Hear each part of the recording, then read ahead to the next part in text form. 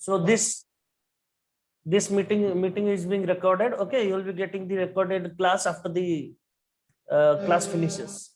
Okay जिसका देखिए एक दो कंडीशन है, क्लास शुरू करने से मैं बोल रहा हूँ, पहले बोल दे रहा हूँ, आप लोग अपना पेन एंड पेपर के साथ रेडी रहिए। मैं बहुत फास्ट बोलता जाऊंगा, बहुत सारे न्यूमेरिकल सॉल्व करूंगा। आज लगभग 50 न्यूमेरिकल सॉल्व करेंगे अभी हम। ओके देखते देखते सॉल्व करते चलेंगे। पूरा वेक्टर में आपको रिवाइज करवाऊंगा, पूरा वेक्टर 15 मिनट के अंदर, उसी के अंदर ही रिवाइज करवाऊंगा। बहुत सारे काम करने हैं आपको, ठीक है ना। तो अभी थोड़ा रेडी रहिए, तैयार रहिए, रेस्पॉन्ड कीजिएगा। हर स्टेटमेंट के बाद रेस्पॉन्ड कीजिएगा, ठीक है ना। मैं बीच बीच में छोटे मोटे क्वेश्चन भी पूछता रहूंगा आपको, तो रेस्पॉन्ड करते रहिए, यस या नो, या फिर सर प्लीज रिपीट योरसेल्फ, ये भी बोल सकते हो आप, ठीक है ना। बैकग्राउंड में कोई नॉइज हो रहा है, मैं इस क्लास के लिए नहीं, हर क्लास के लिए बोल रहा हूँ। बैकग्राउंड में कोई नॉइज हो रहा है, कोई मम्मी पापा बातचीत कर रहे हैं, थोड़ा सा उनको रिक्वेस्ट कीजिए, एक शांत जगह पर हेडफोन लगा के बैठिए। Are you ready now? Start करें? Yes sir. Yes sir. चलिए फिर स्टार्ट करते हैं, ठीक है ना। अब लास्ट क्लास में हमने डिस्कशन किया था चार्ज के बारे में। इलेक्ट्रोस्टैटिक क्या है, चार्ज क्या है,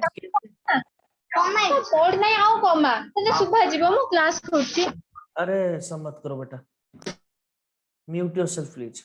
अच्छा, लास्ट क्लास में हमने डिस्कस किया था बच्चों इलेक्ट्रोस्टैटिक के बारे में। चार्ज क्या है, एक बॉडी को कैसे चार्ज करते हैं, चार्जिंग प्रोसेस क्या है, what are the methods of charging. उसके बाद हमने कंडक्टर और नॉन कंडक्टर के बीच के थोड़े बहुत डिफरेंसेस देखे थे। क्या था डिफरेंस, कौन बताएगा मुझे, क्विक एक दो डिफरेंस बताइए जल्दी से। कंडक्टर और नॉन कंडक्टर के बीच में, पहली तो चार्ज कंडक्टर के सरफेस के ऊपर फ्लो कर सकता है, नॉन कंडक्टर के ऊपर फ्लो नहीं कर सकता। और क्या डिफरेंस था बताइए quick. Metals conductor, metals are yes, metals are conductors, non metals are non conductors. में और चार्ज जो है कंडक्टर के अंदर नहीं रह सकता, अगर अंदर लेके छोड़ोगे चार्ज को तब वो क्या आ जाएगा, immediately it will come on the surface, surface के ऊपर चला आएगा, यस और no, and it will get redistributed over the surface, yes और नो। सरफेस के ऊपर पूरा रीडिस्ट्रीब्यूट हो जाएगा in order to attain stability. Is it clear और नॉट, यस और no? Yes sir. Okay, so अब तक चीजें क्लियर थी, आई होप अब तक सारे बच्चे भी कनेक्ट हो चुके हैं। तो ऑफिशियली शुरू करते हैं क्लास को। नेक्स्ट टॉपिक मैंने क्या बताया था, दो कंडक्टर को आप टच करोगे, सेम साइज एंड शेप के दो कंडक्टर से उनको टच करवाओगे तो क्या होगा बच्चों, बताइए मुझे क्या होगा, charge will get redistributed. Q1 अगर दो बॉडी में ले रहा हूं, इसके ऊपर ढेर सारे क्वेश्चन अभी मैं करूंगा, लेकिन आप बताइए मुझे, ये एक कंडक्टर है, ये दूसरा कंडक्टर, दोनों का साइज शेप सेम है, कंडक्टर मतलब मेटल है, इस पे था Q1 चार्ज, इस पे था Q2 चार्ज। अगर इन दोनों को मैं कांटेक्ट करवा दूंगा तो क्या होगा, चार्ज कंडक्ट होगा हायर से लोअर की तरफ। फाइनली क्या होगा, फाइनल सिचुएशन क्या होगा, कौन बताएगा मुझे। इस पे हो जाएगा Q1 प्लस Q2/2, इसमें भी हो जाएगा Q1 प्लस Q2/2। क्या मैं सही बोल रहा हूँ, ये सुनो। Yes sir. अगर इस पे 10 कूलम चार्ज था, यानी कि अगर इस पे 10 कूलम चार्ज था, इस पे 0 कूलम चार्ज था, तो इन दोनों को टच करोगे तो फाइनली क्या हो जाएगा, इसमें भी 5 कूलम हो जाएगा, 5 कूलम हो जाएगा, 5 coulomb each. In this method charge gets redistributed, ये सुनो। यहां तक हमने देखा था, इसी नोट पे हमने खत्म किया था क्लास को। एम आई करेक्ट और नॉट? Yes sir. अच्छा, अभी देखते हैं हम, पहले देखते हैं अभी आज का जो पहला टॉपिक है मैं पढ़ाऊंगा आपको, ये है आपका कूलम्ब्स लॉ। बहुत इजी लॉ है, देखिए। इफ टू चार्जेस आर, ये सबको पता होता है, बताइए कूलम्ब्स लॉ क्या है। If Q1 Q2 are two charges separated by some distance r, अगर दोनों के बीच का डिस्टेंस r है, इसमें टाइम वेस्ट नहीं करेंगे, डायरेक्ट में न्यूमेरिकल पे चलूंगा और एंट्रेंस लेवल के न्यूमेरिकल पे चला जाऊंगा। ध्यान से देखिए, दो चार्जेस है Q1 Q2 और उनके बीच के जो डिस्टेंस है, सेपरेशन है, दैट इज r। अब उनके बीच में जो फोर्स होगा वो अट्रैक्टिव होगा या रिपल्सिव होगा, वो तो डिपेंड करेगा नेचर के ऊपर। अगर दोनों ही पॉजिटिव है तो रिपल्सिव होगा, दोनों ही नेगेटिव है तब भी रिपल्सिव होगा। लेकिन अनलाइक चार्जेस होंगे, यानी कि एक पॉजिटिव एक नेगेटिव होगा तो फोर्स अट्रैक्टिव होगा। ये तो हुआ फोर्स की डायरेक्शन के बारे में, रिपेल करेगा या अट्रैक्ट करेगा। लेकिन what about the magnitude, force का कोई ना कोई मैग्नीट्यूड भी तो होगा, यस और नो। दैट फोर्स का जो मैग्नीट्यूड है that will be directly proportional to the product of the charges. Okay, the force magnitude of the force is directly proportional to the product of the charges and inversely proportional to the square of the separation between the two charges. Yes or no? जो charges के बीच का square को inversely proportional होगा। अब दोनों को मिला लूं तो क्या हो जाएगा, finally F is proportional to Q1 Q2 divided, ये डेरिवेशन है। टाइम वेस्ट ना करते हुए आगे बढ़ते हैं। ये हो जाएगा बच्चों k q1 q2 divided bye r square. ठीक है, समझ रहे हो बात को? k q1 q2। अच्छा, इसमें से जानने वाले क्वेश्चन जो टू द पॉइंट इसका वैल्यू क्या है, कौन बताएगा मुझे? बताइए। 9 इंटू 10 टू द पावर 9, ठीक है ना? ये है। अब इसका यूनिट पूछूंगा तो क्या बताओगे? इस चीज को एक तरफ रख के सारी चीजों को दूसरी तरफ ले लो, डायरेक्टली यही से देख के ही बताओ। Newton into metre square. ये सुनो, कभी कभी इसका यस सर। एक्चुअली इसका कभी कभी डायमेंशन भी पूछ लेगा, डायरेक्टली यहीं पर डायमेंशन भी निकाल लेते हैं क्विकली। हालांकि ये आ भी सकता है, ठीक है ना? न्यूटन का डायमेंशन क्या होगा? फोर्स का डायमेंशन mlt-2। बच्चों ये सुनो, मीटर का होता है L2, L स्क्वायर हो जाएगा। कूलम के लिए क्या लिखूं? Current into time. क्या मैं सही बोल रहा हूँ? Yes sir. Yes sir. जो निकल के आएगा you can easily solve it. समझ रहे हो बात को? M1 L3 आई गेस, ये सुनो L3 Yes, हो sir. जाएगा, फिर हो minus जाएगा 3 आपका t टू द पावर -4, ये सुनो, और a to a to the power -2. ये है डायमेंशन किसका? k का। k is just constant of proportionality. इसका यूनिट भी निकाल लिया, डायमेंशन भी निकाल लिया। अब बोलोगे सर ये क्या है, k क्या है? अब ध्यान से थोड़ा सुनिए मेरी बात को, मैं क्विकली 2 मिनट के अंदर फिनिश कर दूंगा इस कॉन्सेप्ट को, उसके बाद न्यूमेरिकल पे चलेंगे। अब बोलोगे सर दो चार्जेस के बीच में जो फोर्स है वो किन किन चीजों के ऊपर डिपेंड करता है? आप बोलोगे क्या सर? पहले तो वो चार्ज के ऊपर डिपेंड करता है, दोनों चार्ज के मैग्नीट्यूड के ऊपर, ये सुनो, दोनों चार्ज के प्रोडक्ट के ऊपर डिपेंड करता है। दूसरी चीज, दोनों के जो बीच में जो सेपरेशन है उसके ऊपर भी डिपेंड करता है। तीसरी चीज जिसमें से क्वेश्चन नीट में आएगा, हर बार आता है, इस बार भी आएगा, इसी को समझ लो ना फूल की तरह, इसी टर्म को हम एक्सप्लेन करेंगे डिटेल में, और इसी को बहुत डिटेल में 5 मिनट समझेंगे। इस क्या मैं पूछूंगा क्या बच्चों, दोनों जो चार्ज है उनके बीच में जो फोर्स होगा, अट्रैक्टिव और रिपल्सिव कुछ भी हो, क्या उनके बीच में जो इलेक्ट्रिकल फोर्स है, उन दोनों के बीच में जो मीडियम है, क्या उसके ऊपर डिपेंड करता है क्या? Answer is yes. Answer is yes, medium के ऊपर भी डिपेंड करता है। समझ रहे हो मेरी बात को? वो Yes. बोल तो आप पूछोगे सर वो टर्म कौन सा है? ये इसी में छिपा है वो टर्म जिसको बोलते हैं 1/4πε0। इसके बाद का स्टोरी आपको सबको पता है, ये सुनो। k is equal to 1/4πε0। Epsilon naught को क्या बोलते हैं? क्विक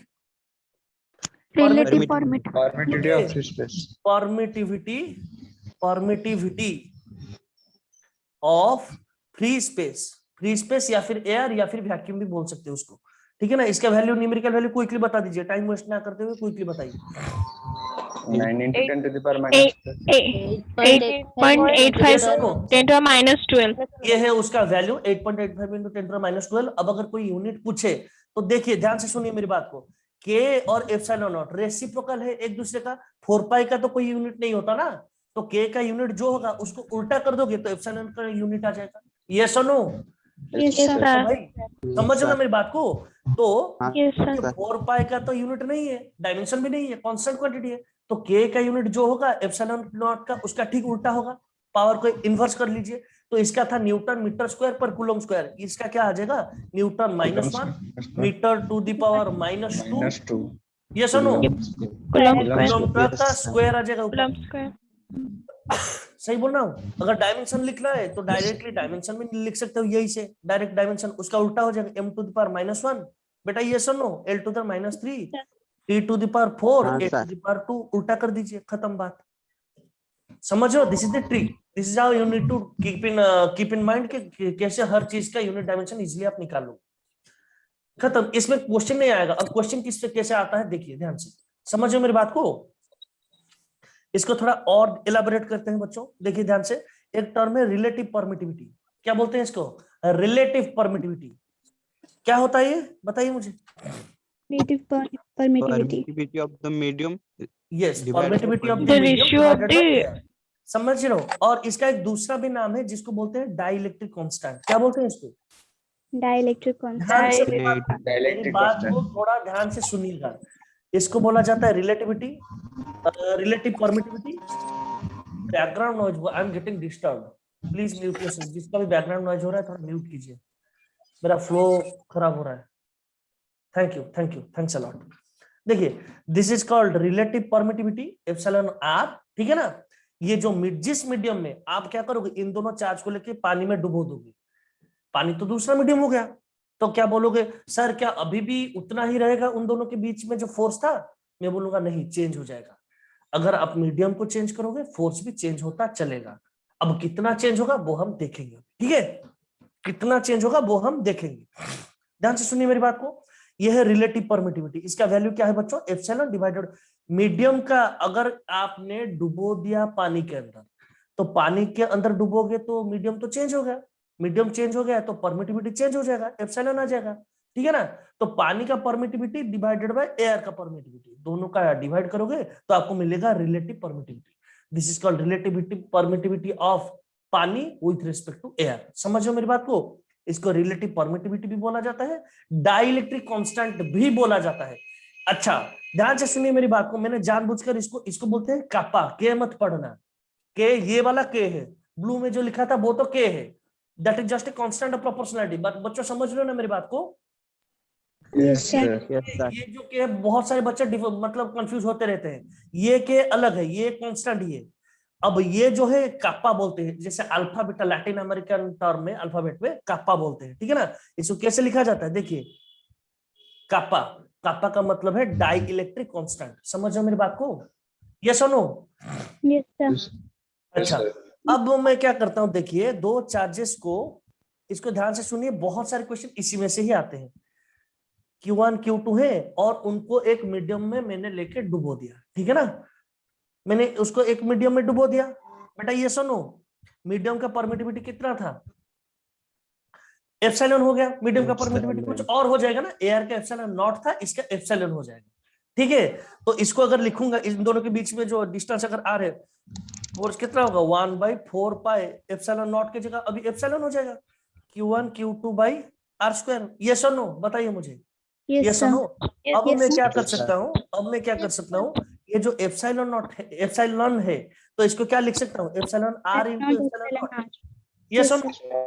तो इसको ये लिख सकता हूँ, यहीं पर लिख लेता हूँ। तो F equal to 1/4 pi epsilon not into epsilon r into Q1 Q2 divided by are square. क्या मैं सही लिखा? मैंने क्या मैंने Yes, सही लिखा? अब आप yes, इसी टर्म को ध्यान से देखिए, इसी टर्म को ध्यान से देखिए। एप्सिलॉन आर को छोड़ दीजिए, बाकी टर्म को देखेंगे तो this is the force in air medium ना। एयर मीडियम में फोर्स तो इतना ही होगा, 1/4 pi epsilon not Q1 Q2 by are square. Yes और नो? ये तो yes, एयर sir. मीडियम का फोर्स हो गया, तो डिवाइडेड बाई एप्सिलॉन आर बच गया। या फिर एयर में जितना फोर्स है डिवाइडेड बाई के कर लो, कापा कर लो इसको, ठीक है ना? तो उस मीडियम में फोर्स क्या होगा वो पता चल जाएगा। तो ये सब एक्सप्लेनेशन थी, ये कुछ भी याद करने की जरूरत नहीं है, बस मैंने समझने के लिए बोला। क्वेश्चन क्या आएगा ध्यान से देखिए, क्वेश्चन क्या आएगा ध्यान से देखिए। ओके, मैं यहां पर आपको क्वेश्चन लेके दिखाता हूं, शायद इस सेट में नहीं है, ठीक है, मैं दिखाता हूं। एक क्वेश्चन आपको बोल ही देता हूं, फिर कूलम्ब्स लॉ समझ में आ गया बच्चों? क्या क्या चीजें थी? Yes, sir. ठीक है। Yes, sir. अब मैं एक छोटा सा क्वेश्चन लेता हूं। दोनों, अच्छा सुनिए मेरी बात को। तो अगर दो चार्जेस के बीच में फोर्स 10 न्यूटन है, किस मीडियम में? एयर मीडियम में। समझ रहे हो? देखिए क्वेश्चन कितना इजी है। ये सारी जो चीजें मैंने एक्सप्लेन की उसकी मोटा मोटी बात क्या है, सम अप क्या है? देखिए, एयर मीडियम में अगर दो चार्जेस है बच्चों, क्वेश्चन में गिवन है आपको, two charges are placed in air medium and दोनों के बीच में जो फोर्स है वो 10 न्यूटन है। अगर उसको लेके आपने किसी दूसरे मीडियम में डुबो दिया, सबमर्ज कर दिया पूरा सिस्टम को एक दूसरे मीडियम में, जिस मीडियम का डाई इलेक्ट्रिक कांस्टेंट कापा या फिर रिलेटिव परमिटिविटी एप्सिलॉन आर, बात तो एक ही है, दोनों का मीनिंग तो सेम ही है। अगर जिसका डाइलेक्ट्रिक कांस्टेंट 2 है, समझ रहे हो, उस मीडियम में लेकिन लेके आपने डुबो दिया, तो जो एयर मीडियम में जो फोर्स था उसमें कितने चेंजेस होगी? सिंपली एयर मीडियम में जो था डिवाइडेड, Half. समझ रहे हो ना? ये जो बात थी मोटा मोटी फॉर्मूला, यस और नो? डिवाइडेड बाई, अगर 10 न्यूटन था एयर मीडियम में, इस मीडियम में कितना हो जाएगा? 5 न्यूटन। खत्म बात, क्वेश्चन ही ये आ गया। समझ गए बात को? यस और no? Yes, sir. Okay, so this is it. तो अगर किसी तीसरे मीडियम में मैं डाल दूं जिसका डाइलेक्ट्रिक कांस्टेंट 6 है, तो क्या हो जाएगा? अगर एयर मीडियम में 10 था तो इसमें कितना हो जाएगा? इस मीडियम में 10/6। समझ रहे बात को? यस और नो? Yes, sir. तो this is basically all about Coulomb's law. क्या है? क्या ज्यादा फास्ट हो रहा है क्या? ये सब चीजें पता है आपको ना? वीडियो को एक बार फिर से देखिएगा, ठीक है? एक्सप्लेनेशन के लिए वीडियो को और एक बार देखिएगा चाहे तो। देखिए, अब आते हैं डायरेक्टली क्वेश्चन पे। कूलम्ब्स लॉ खत्म हो गया, अब ढेर सारे क्वेश्चन करेंगे। मैंने बताया था आपको मैं ट्राई करूंगा 40 to 50 क्वेश्चन करने के लिए, जितना टाइम बचा है। ध्यान से सुनिए। पहला question, question number 1, there are two charges 1 microcoulomb and 5 microcoulomb. 1 microcoulomb 5 microcoulomb, the ratio of the forces on acting on them. देखिए क्या बोल रहा है वो, दो चार्जेस है, एक है 1 माइक्रोकूलम। बाय द वे बेटा माइक्रो का मतलब कितना होता है? 1 microcoulomb 10 to the power minus 6. 10 to the power minus 6. Very very good, very very good. So एक है 1 माइक्रोकूलम, दूसरा है 5 माइक्रोकूलम। ओके, अब क्वेश्चन में क्या पूछा गया है कि the ratio of the forces acting on them. ध्यान से सुनिए मेरी बात को। अब यहाँ पर और कोई फोर्स को हम कंसीडर नहीं कर रहे हैं, सिर्फ इलेक्ट्रिकल फोर्स को कंसीडर कर रहे हैं।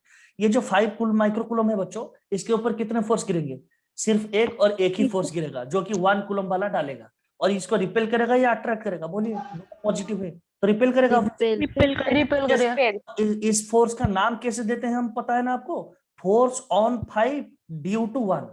पहले जिसके ऊपर फोर्स गिरता है उसको लिखते हैं सबस्क्रिप्ट में, उसके बाद जो डालता है उसको लिखते हैं। समझ लो, इसमें 5 कूलम कौन है? Test charge. 1 कूलम कौन है? सोर्स चार्ज, जो कि फोर्स डाल रहा है। सूरज पृथ्वी को अट्रैक्ट कर रहा है, तो हम कैसे लिखेंगे? Force on earth due to sun. समझ लो मेरी बात को, यहाँ पर सोर्स कौन है? सन, और टेस्ट कौन है? अर्थ। समझ रहे हो ना मेरी बात को? Yes, sir. मैंने किसी बच्चे को मुक्का मार दिया, तो क्या लिखोगे? उसको डिनोट कैसे करोगे? फोर्स ऑन बच्चा ड्यू टू सर। समझ रहे हो ना? फोर्स ऑन बच्चा be due to sir. Yes और no? This is the notation we will be following. Yes और नो? हर बार यही Yes. नोटेशन लिया जाएगा। नोटेशन बहुत Yes, इंपॉर्टेंट है। आगे बात समझ में आपको? क्योंकि दोनों पॉजिटिव है, एक दूसरे को रिपेल करेंगे। अच्छा बच्चों, एक बार मुझे बताइए, अगर 1 न्यूटन 5 को रिपेल करेगा तो क्या उसका रिएक्शन नहीं होगा? 5 क्या 1 को रिपेल नहीं करेगा क्या? 5 भी तो 1 को। एवरी एक्शन हैज भाई, आपको पता होना चाहिए। हम पढ़ेंगे न्यूटन्स लॉ, जैसे शुरू करेंगे आपको पता चल जाएगा। फोर्स हमेशा कपल एक्ट करते हैं, पेयर में एक्ट करते हैं। Single individual force is not possible. समझ रहे हो मेरी बात को? फोर्स जब भी एक्ट करता है पेयर में एक्ट करता है, हस्बैंड वाइफ की तरह। अगर आप टेबल को मारोगे, टेबल भी आपके हाथ को मारेगा। समझ लो, यानी कि 1 न्यूटन 1 माइक्रोकूलम अगर 5 के ऊपर फोर्स डाले तो 5 भी 1 के ऊपर फोर्स डालेगा। समझ रहे हो? अगर मैं बोलूं, ध्यान से सुनिएगा मेरी बात को, अगर मैं बोलूं what is the magnitude of force on 5 newton due to 1 coulomb, आप क्या बोलोगे?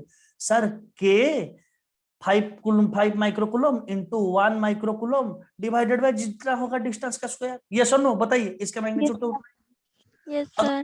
बोलूंगा Yes, बच्चों, उसका उल्टा बताइए मुझे, what is the force on 1 microcoulomb due to 5 microcoulomb. अच्छा, उसका डायरेक्शन तो ऑपोजिट हो जाएगा, क्योंकि एक्शन का रिएक्शन है। ये जिस डायरेक्शन में काम करेगा, ये ऑपोजिट डायरेक्शन में। Every action has got equal and opposite reaction. तो ये जिस डायरेक्शन में एक्ट कर रहा है उसके ऑपोजिट डायरेक्शन में एक्ट करेगा। आप खुद ट्राई करके देख भी सकते हो, क्योंकि दोनों पॉजिटिव है। 5 1 को इस तरफ ढकेलेगा। ये सुनो, बस कॉन्सेप्ट के लिए बता रहा हूँ। इसको बोलेंगे फोर्स ऑन 1 ड्यू टू 5। इसका क्या लिखूं? K into 1 microcoulomb into 5 microcoulomb divided bye कितना? R का स्क्वायर। देखिए मैग्नीट्यूड तो दोनों का सेम ही है, तो फोर्स का रेशियो क्या होगा? 1:1। ये इसके ऊपर जितना फोर्स डालेगा 5 भी 1 के ऊपर उतना ही फोर्स डालेगा। This is just basic application of Newton's third law. Yes और नो? यस और नो? Yes, sir. समझ रहे हो Yes, ना? sir. ठीक, चलिए आगे बढ़ते हैं। When the distance between, अब कूलम्ब्स लॉ तो पता है आपको, धीरे धीरे करके क्वेश्चन न्यूमेरिकल सॉल्व कर रहे हैं, कॉन्सेप्ट क्लियर होता जाएगा। When the distance between the charge particles is halved, दो चार्ज पार्टिकल है, वो बोल रहा है Q1 एंड Q2 ले लेते हैं इसका नाम। अब क्या बोल रहा है, दोनों के बीच में जो, आपको क्वेश्चन दिख रहा है ना क्लियरली बच्चों? Yes, sir. When the distance between the charge particle is halved, let us suppose the distance between them is r। अब क्या बोल रहा है, सिचुएशन 2 में ये था, डिस्टेंस को हाफ कर दोगे, force between them becomes how much? Distance को आधा कर दोगे, क्या हो जाएगा बच्चों? ये तो बहुत है ना, 1/4 हो जाएगा। 4 times. समझ लो कैसे? क्योंकि फोर्स इज इनवर्सली, क्या होता है? Force is inversely proportional to r square. अगर आर को, तो एफ डैश क्या हो जाएगा? Will be proportional to r/2 का स्क्वायर। क्या मैं सही बोल रहा हूँ क्या? Yes, sir. Yes, sir. 4 times of 1/r square, यानी कि, और ऐसे कर सकते हो प्रोपोर्शनलिटी, या फिर लिखना चाहो तो K Q1 Q2 divided bye r square था, r को आधा कर दोगे तो ऊपर आ जाएगा, तो f dash will be equal to, वो क्वेश्चन में बोल रहा है कि बाकी सब चीजों को वैसे ही रखा, r को बस r/2 कर दिया, तो क्या हो जाएगा? 4 times of K Q1 Q2 divided bye r square, जो कि आपका कुछ नहीं f ही है। समझ रहे हो ना? तो फाइनल फोर्स जो था वो इनिशियल का 4 टाइम हो गया। क्या मैं सही बोल रहा हूँ? ये सुनो, चलिए नेक्स्ट क्वेश्चन पे चलते हैं। दो ये क्वेश्चन में इस क्वेश्चन को बाद में करेंगे थोड़ा डील। अब आते हैं क्वेश्चन नंबर 4 पे। Two charges Q1 and Q2 are placed in vacuum. Vacuum का मतलब क्या है, क्या देना चाह रहा है वो बताइए। लिखा तो है वैक्यूम, अब जो जो लिखा है उसको देखिए। Don't listen to what I say, listen what I want to say. Question में क्या लिखा है उसको मत देखिए, क्वेश्चन क्या बोलना चाहता है उसको देखिए, उसकी भावनाओं को समझिए। इसका मतलब इनडायरेक्टली एप्सिलॉन नॉट ही दिया है, ये सुनो। मीडियम वैक्यूम है तो मीडियम की जगह आपको एप्सिलॉन नॉट डालना है। क्या मैं सही बोल रहा हूँ? तो सिचुएशन को पहली चीज देखिए, Yes, सॉल्व sir. करने के लिए क्या करना है आपको, पहले फिगर को ड्रॉ करना है।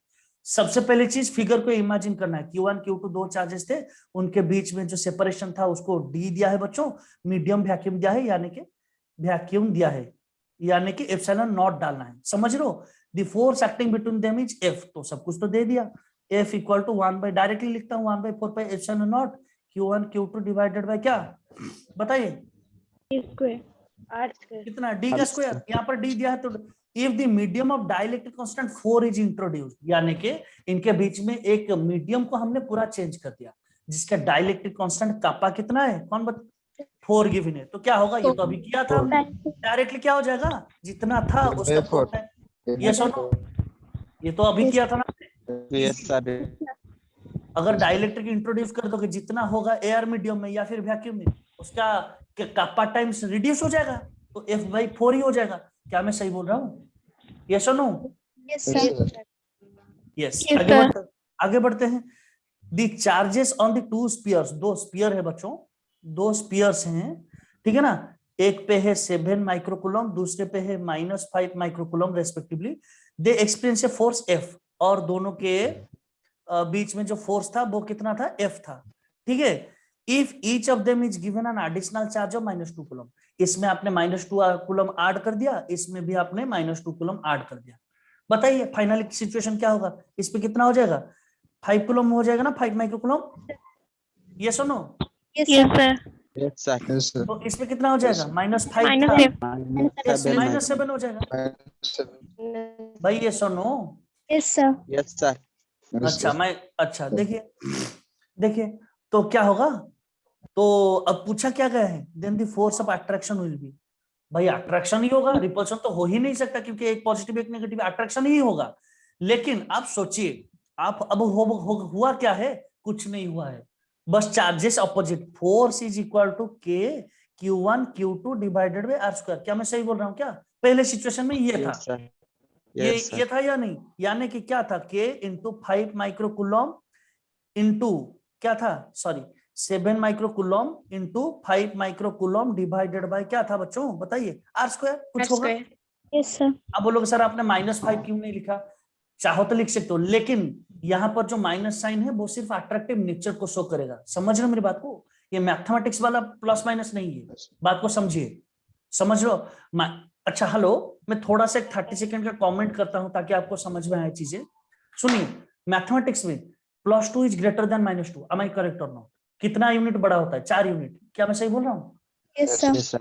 तो मैथमेटिक्स में +2 इज ग्रेटर देन -2, लेकिन वेक्टर में +2 आई कैप का मतलब है राइट की डायरेक्शन में 2, -2 आई कैप का मतलब है लेफ्ट की डायरेक्शन में 2। समझ रहे हो ना, मैग्नीट्यूड दोनों का ही 2 है, लेकिन वो यहाँ पर प्लस माइनस सिर्फ और सिर्फ डायरेक्शन शो करता है। समझ रहे हो मेरी बात को? ये सुनो, Yes, sir. Yes, sir. yes, sir. In case of charge, proton का चार्ज होता है +1.6, इलेक्ट्रॉन का चार्ज होता है -1.6। क्या आप बोलोगे माइनस जो है वो छोटा है प्लस से? नहीं, यहाँ पर नेचर शो करता है, प्लस माइनस सिर्फ एक दो नेचर शो करने के लिए बताए जा रहे हैं। एक लड़का है तो दूसरा लड़की है। क्या बोल दोगे लड़का है तो उसका एज बड़ा होगा? आप में से ये बोल सकते हो क्या? मैग्नीट्यूड दोनों का 1.6 × 10⁻19 है, लेकिन दोनों का नेचर ऑपोजिट है। समझ रहे हो, यहाँ पर नेचर शो करने के लिए प्लस माइनस साइन दिया जाता है। क्या मैं सही बोल रहा हूँ? ये सुनो, ये सुनो, Yes, sir. ठीक है, चलिए आगे Yes, बढ़ते हैं। sir. तो कहने की मतलब ये था कि माइनस साइन का अलग अलग जगह पर अलग अलग सिग्निफिकेंस होता है, अभी मैं बताऊंगा डिटेल में। तो चलिए F equal to K Q1 Q2 divided by R², ये तो हो गया। तो पहले था 7, ये था -5। बच्चों ये सुनो, माइनस दे भी दो तो आंसर आपका माइनस में आ जाएगा। ये सुनो, माइनस में कुछ आंसर आ जाएगा। ये सुनो, Yes, sir. तो जो भी इसका मतलब क्या शो कर रहा है, ये इसका मतलब सिर्फ इतना ही है कि attractive force is attractive. Second situation में क्या हो गया, सेकंड सिचुएशन में क्या होगा, F is equal to K तो उतना ही है, अब यहाँ पर ये हो गया आपका 5 माइक्रोकूलम, ये हो गया आपका -7। क्या मैं सही बोल रहा हूँ ना? Yes second sir. सिचुएशन क्या फर्क पड़ जाएगा भाई? के तो सेम है, आर तो सेम है, Q1 Q2 था, यहाँ पर Q2 Q1 हो गया, क्या फर्क पड़ जाएगा? समझो ना, फोर्स तो मैग्नीट्यूड तो उतना ही रहेगा। ये सुनो, अरे यस भाई सर। 7 इंटू Yes, -5 जितना होगा, 7 इंटू -5 जितना होगा, 5 इंटू -7 भी तो उतना ही होगा, -35। ये सुनो, yes sir. Yes yes, sir. तो फोर्स का मैग्नीट्यूड F ही होगा। क्या मैं सही बोल रहा हूँ? इनिशियली जितना था फोर्स, फाइनली भी Yes, उतना ही। sir. अच्छा ठीक है, बात को समझ गए? बात को समझ गए ना यस बच्चों? सर। अच्छा Yes, sir. अब मैं कोई दूसरी तरीके की क्वेश्चन लेता हूं आपको, मजेदार क्वेश्चन एक दो लेते हैं। एक मिनट, मुझे थोड़ा, अच्छा देखिए, अच्छा यहाँ पर आई होप आपको स्क्रीन अच्छी तरीके से दिखाई दे रही है, यस सर। ठीक है ना? थोड़ा मैं अभी ये जो क्वेश्चन थे ये इजी क्वेश्चन है, आप कर लोगे इसको। मैं थोड़ा हायर लेवल का क्वेश्चन ले रहा हूँ, थोड़ा थोड़ा लेवल को बढ़ाते हैं, ठीक है? अब वो यहाँ पर देखिए, ध्यान से सुनिए मेरी बात को। Q Q Q Q, 4 charges हैं, समझ रहे हो बात को? 4 equal charges are placed at 4 vertices of a square. एक स्क्वायर था जिसका साइड ए था, 4 वर्टिसेस पे हमने 4 चार्जेस रखा, समझ रहे हो? Yes sir. Yes, sir. Yes, sir. अब मेरा पहला क्वेश्चन है, यहाँ पर सेंटर में अगर क्यू नॉट चार्ज रख दूं उसके ऊपर फोर्स, सब लोग बताना चाहिए आंसर। सेंटर पे क्यू नॉट चार्ज रख दूंगा, ये तो एलिमेंटरी क्वेश्चन है, कितना होगा उसके ऊपर फोर्स? Quick, 0 zero. Zero. ये जितना फोर्स डालेगा, ये दोनों कैंसिल कर देंगे, ये दोनों कैंसिल कर देंगे, ये तो सब लोग कर दोगे इसको, ये सुनो। Yes sir. Yes, sir. लेकिन मेरा क्वेश्चन ये नहीं था, क्वेश्चन एक्चुअल क्वेश्चन ये है, देखिए ध्यान से। एक्चुअल क्वेश्चन क्या है, अगर ये जो ए बी सी डी नाम दे देते हैं, A B C and D, अगर ये जो डी वाला चार्ज है, इसका चार्ज अगर क्यू है, मास अगर एम है, तो मुझे बताइए, इस चार्ज को पहले तो मिटा देता हूं, इसी क्वेश्चन को हम एलाबोरेट करते जाएंगे, फूल की तरह ये खुलेगा, बहुत सारे क्वेश्चन इसी में से निकलेंगे, ठीक है ना? 10 से 12 क्वेश्चन इसी में से निकालेंगे हम। ध्यान से सुनिए मेरी बात को, अगर डी पे जो चार्ज है उसका चार्ज क्यू है, मास एम है, अब आप मुझे बताइए what is the net force acting, what is the acceleration. अब इसका एक्सीलरेशन क्या होगा? मैं क्वेश्चन को थोड़ा इंप्रोवाइज करता हूं। What would be the acceleration of the charge placed at point D, D point पे जो चार्ज है उसका एक्सीलरेशन क्या होगा? देखिए टेंशन लेने की जरूरत नहीं, ये मत सोचिए कि मैं एक्सीलरेशन कहां से आ गया, भाई इसके ऊपर नेट फोर्स निकाल लोगे तो फोर्स में मास डिवाइड कर दोगे, एक्सीलरेशन तो मिल जाएगा ना, F/m। ये सुनो, तो क्वेश्चन वही फोर्स ही निकालने का है, बस जानबूझकर एक्सीलरेशन कंफ्यूज करने के लिए दिया जाएगा क्वेश्चन, आईआईटी का क्वेश्चन था, समझ रहे हो मेरी बात को? ये सुनो, यस सर। 2-4 कॉन्सेप्ट आपको पता होने हैं, छोटे छोटे कॉन्सेप्ट। पहली चीज इसके ऊपर कितने फोर्सेस एक्ट करेंगे मुझे बताइए, how many forces will act on this charge Q placed at point D, बताइए। 3 forces। कोई भी चार्ज अपने आप पर फोर्स नहीं डाल सकता, मैं खड़ा होकर खुद को अगर धकेलूंगा आगे बढ़ जाऊंगा क्या? अरे भाई मैं खुद खड़ा होकर खुद को खुद आगे आगे धकेलूंगा, पुश करूंगा, आगे बढ़ूंगा क्या? नहीं, कोई भी बॉडी अपने ऊपर फोर्स नहीं डाल सकती, force must be external, in order to produce acceleration force must be external. Bus के अंदर 100 बंदे भी अगर पुश करेंगे ना, बस के अंदर बैठ के, बस आगे नहीं बढ़ेगी, लेकिन 4-5 बंदे अगर पीछे से धकेलेंगे बाहर से, बस आगे बढ़ जाएगा, समझ रहे बात को? इसीलिए फोर्स के पीछे हमेशा एक वर्ड लगा होता है एक्सटर्नल, एक्सटर्नल, समझ रहे बात को? ये सुनो, ये सुनो, Sir. Yes, sir. Force must be external, यानी कि ये जो चार्ज, पहले तो आपको ये पहचान है कि how many forces are acting on it, खुद की वजह से तो खुद के ऊपर फोर्स डालेगा नहीं, तो कितने बचे चार्जेस, ये एक फोर्स डालेगा, किस तरफ डालेगा? देखिए सारे पॉजिटिव ही लिए हैं हमने, तो ये इसको इस तरफ ढकेलेगा, ये सुनो, ये इसको इस तरफ पुश करेगा, ये सुनो, ये उसको इस तरफ, सेंट्रल फोर्सेस। दूसरा कॉन्सेप्ट क्या है? सेंट्रल फोर्स, यानी कि जो फोर्स एक्ट करेगा ना, वो ऐसे कहीं पर घूमता हुआ एक्ट नहीं करेगा, सेंटर टू सेंटर जो लाइन ज्वाइन कर रहे हैं उसी लाइन के अलोंग ही एक्ट करेगा, या दोनों पॉजिटिव होगी तो रिपेल करेगा, अगर एक पॉजिटिव एक नेगेटिव होगा तो अट्रैक्ट करेगा, लेकिन अलोंग जो भी होगा अलोंग द लाइन होगा, समझ रहे हो मेरी बात को? समझ रहे हो मेरी बात को ना? तो ये पुश करेगा सीधा करेगा, अट्रैक्ट करेगा तो सीधा ही अट्रैक्ट करेगा, centre to centre line join करना है, क्लियर? ये सुनो, 2 कॉन्सेप्ट क्लियर हुए आप? Yes sir. अच्छा तो देखते हैं, Yes, sir. अब क्या करता हूं मैं, अभी ध्यान से सुनते रहिए, बहुत ही इंपॉर्टेंट चीज बहुत क्विकली मैं बताता चलूंगा। तो देखिए हम ने तीन फोर्स ऐड करें, एक ये फोर्स तो इस तरफ धकेलेगा, इसका मैग्नीट्यूड कितना होगा, क्विकली बता दीजिए मैग्नीट्यूड, के Q square, Q Q1 square divided by A square. Divided by A square. अच्छा ये सुनो, इतना ही होगा तो यहाँ पर कितना आएगा, उतना ही होगा। अरे भाई उतना ही होगा। अगर इसको Yes, sir. मैं नाम दे दूं, इसको मैं नाम दे दूं एफ नॉट, यहाँ पर भी एफ नॉट ही लगेगा। क्यों? क्योंकि यहाँ पर के तो सेम है और क्यू क्यू ही है, तो Q square divided by A square ना, तो यहाँ पर जितना फोर्स डलेगा यहाँ पर भी उतना ही फोर्स डलेगा। क्या मैं सही बोल रहा हूँ? ये सुनो, Yes, sir. तो दोनों फोर्सेस जो थे उनके मैग्नीट्यूड सेम ही हुए, ठीक है ना, और उनके बीच में एंगल कितना हुआ, 90 डिग्री दो फोर्सेस का। और तीसरा जो फोर्स था वो किस डायरेक्शन में लगेगा, ऐसे करेगा, दोनों पॉजिटिव है तो रिपेल करेगा ऐसे। बच्चों ये सुनो, तो इसका मैग्नीट्यूड कितना हो जाएगा, के Q square divided by distance 2A square. 2A square. ये ए है, ये ए है, पाइथागोरस थ्योरम, ये कितना हो जाएगा, अंडर रूट ए स्क्वायर प्लस ए स्क्वायर का रूट, यानी कि रूट 2a। यानी कि ये डिस्टेंस तो हो गया रूट 2a, लेकिन डिस्टेंस का स्क्वायर करना था, यानी कि रूट 2a का स्क्वायर करोगे तो क्या हो जाएगा, 2A square. बेटा ये सुनो, Yes, sir. लेकिन अगर आप ध्यान से सोचोगे, एफ नॉट हमने किसको लिया था, एफ नॉट हमने किसको लिया था, के Q square by A square को लिया था, तो इसको उसी हिसाब से डिनोट करूंगा, तो एफ नॉट बाई 2 लिख लूं, चलेगा? Yes, ये sir. सुनो, एफ नॉट बाई 2 लिख लूं। अब ये क्वेश्चन, अब आप समझिए, ये क्वेश्चन और बचा ही नहीं है कुछ, ये प्योरली एक वेक्टर का कॉन्सेप्ट बन चुका है, ये प्योर वेक्टर का क्वेश्चन बन चुका है। आपने जैसे ही के Q1 Q2 by are square डाल दिया, इलेक्ट्रोस्टैटिक खत्म हो गया। क्या मैं सही बोल रहा हूँ? ये सुनो, ये सुनो, जैसे आपने के Q1 Q2 by are square डाल दिया, इलेक्ट्रोस्टैटिक खत्म हो गया। ये प्योर वेक्टर का क्वेश्चन है, तीन वेक्टर से, तीन फोर्सेस से आपको वेक्टर तरीके से ऐड करना है, समझ रहे हो? अभी वेक्टर सबसे इंपॉर्टेंट है, मतलब इलेक्ट्रोस्टैटिक में 25% काम इलेक्ट्रोस्टैटिक का है, 75% काम है वेक्टर का। समझ रहे हो मेरी बात को? ये सुनो, Yes, sir. अब देखिए, तो ये एफ नॉट है, एफ नॉट है। अच्छा मैं एक ट्रिक बताता हूँ, दो तीन छोटे छोटे ट्रिक। अगर दो वेक्टर का मैग्नीट्यूड सेम हो तो उनका जो रिजल्टेंट होगा ना, क्या बोल रहा है बताया मैंने, दो वेक्टर का मैग्नीट्यूड अगर सेम हो तो उन दोनों का जो रिजल्टेंट होगा वो उन दोनों को बीच में से चीरता हुआ जाएगा, बाइसेक्ट करता हुआ जाएगा। समझो मेरी बात को? यानी कि अगर ये एक वेक्टर है ए, ये एक वेक्टर है बी, तो इन दोनों का रिजल्टेंट कैसे जाएगा, ए से जाएगा, बीच में से पूरा बाइसेक्ट करके जाएगा एंगल को। 90 डिग्री है तो 45 डिग्री में चीरता हुआ जाएगा। ये सुनो, ये सुनो, अगर दोनों का ही मैग्नीट्यूड सेम हो, एफ नॉट हो, तो इन दोनों का पहले निकाल लीजिए, रिजल्टेंट कितना होगा, अंडर रूट एफ नॉट का स्क्वायर प्लस एफ नॉट का square plus 2 F naught Yes, sir. cos 90। अरे A square plus B square plus कोई भी cos थीटा ना, cos 90 तो जीरो हो जाएगा, cos 90 तो जीरो, उसको छोड़ दीजिए, क्या हो जाएगा, 2 एफ नॉट का स्क्वायर का अंडर रूट, यानी कि रूट 2 एफ नॉट। ये सुनो, ये सुनो, तो ये क्वेश्चन कुल मिला के इसके ऊपर जो नेट फोर्स डी पॉइंट को मैं यहाँ पर दिखा रहा हूँ, इसका बोलते हैं फ्री बॉडी डायग्राम। तो इसको यहाँ पर एफ नॉट लग रहा था बच्चों, ऊपर की तरफ भी लग रहा था, कितना एफ नॉट लग रहा था, इस तरफ लग रहा था रूट 2 एफ नॉट, याद है ना आपको, सॉरी एफ नॉट बाई 2 लग रहा था।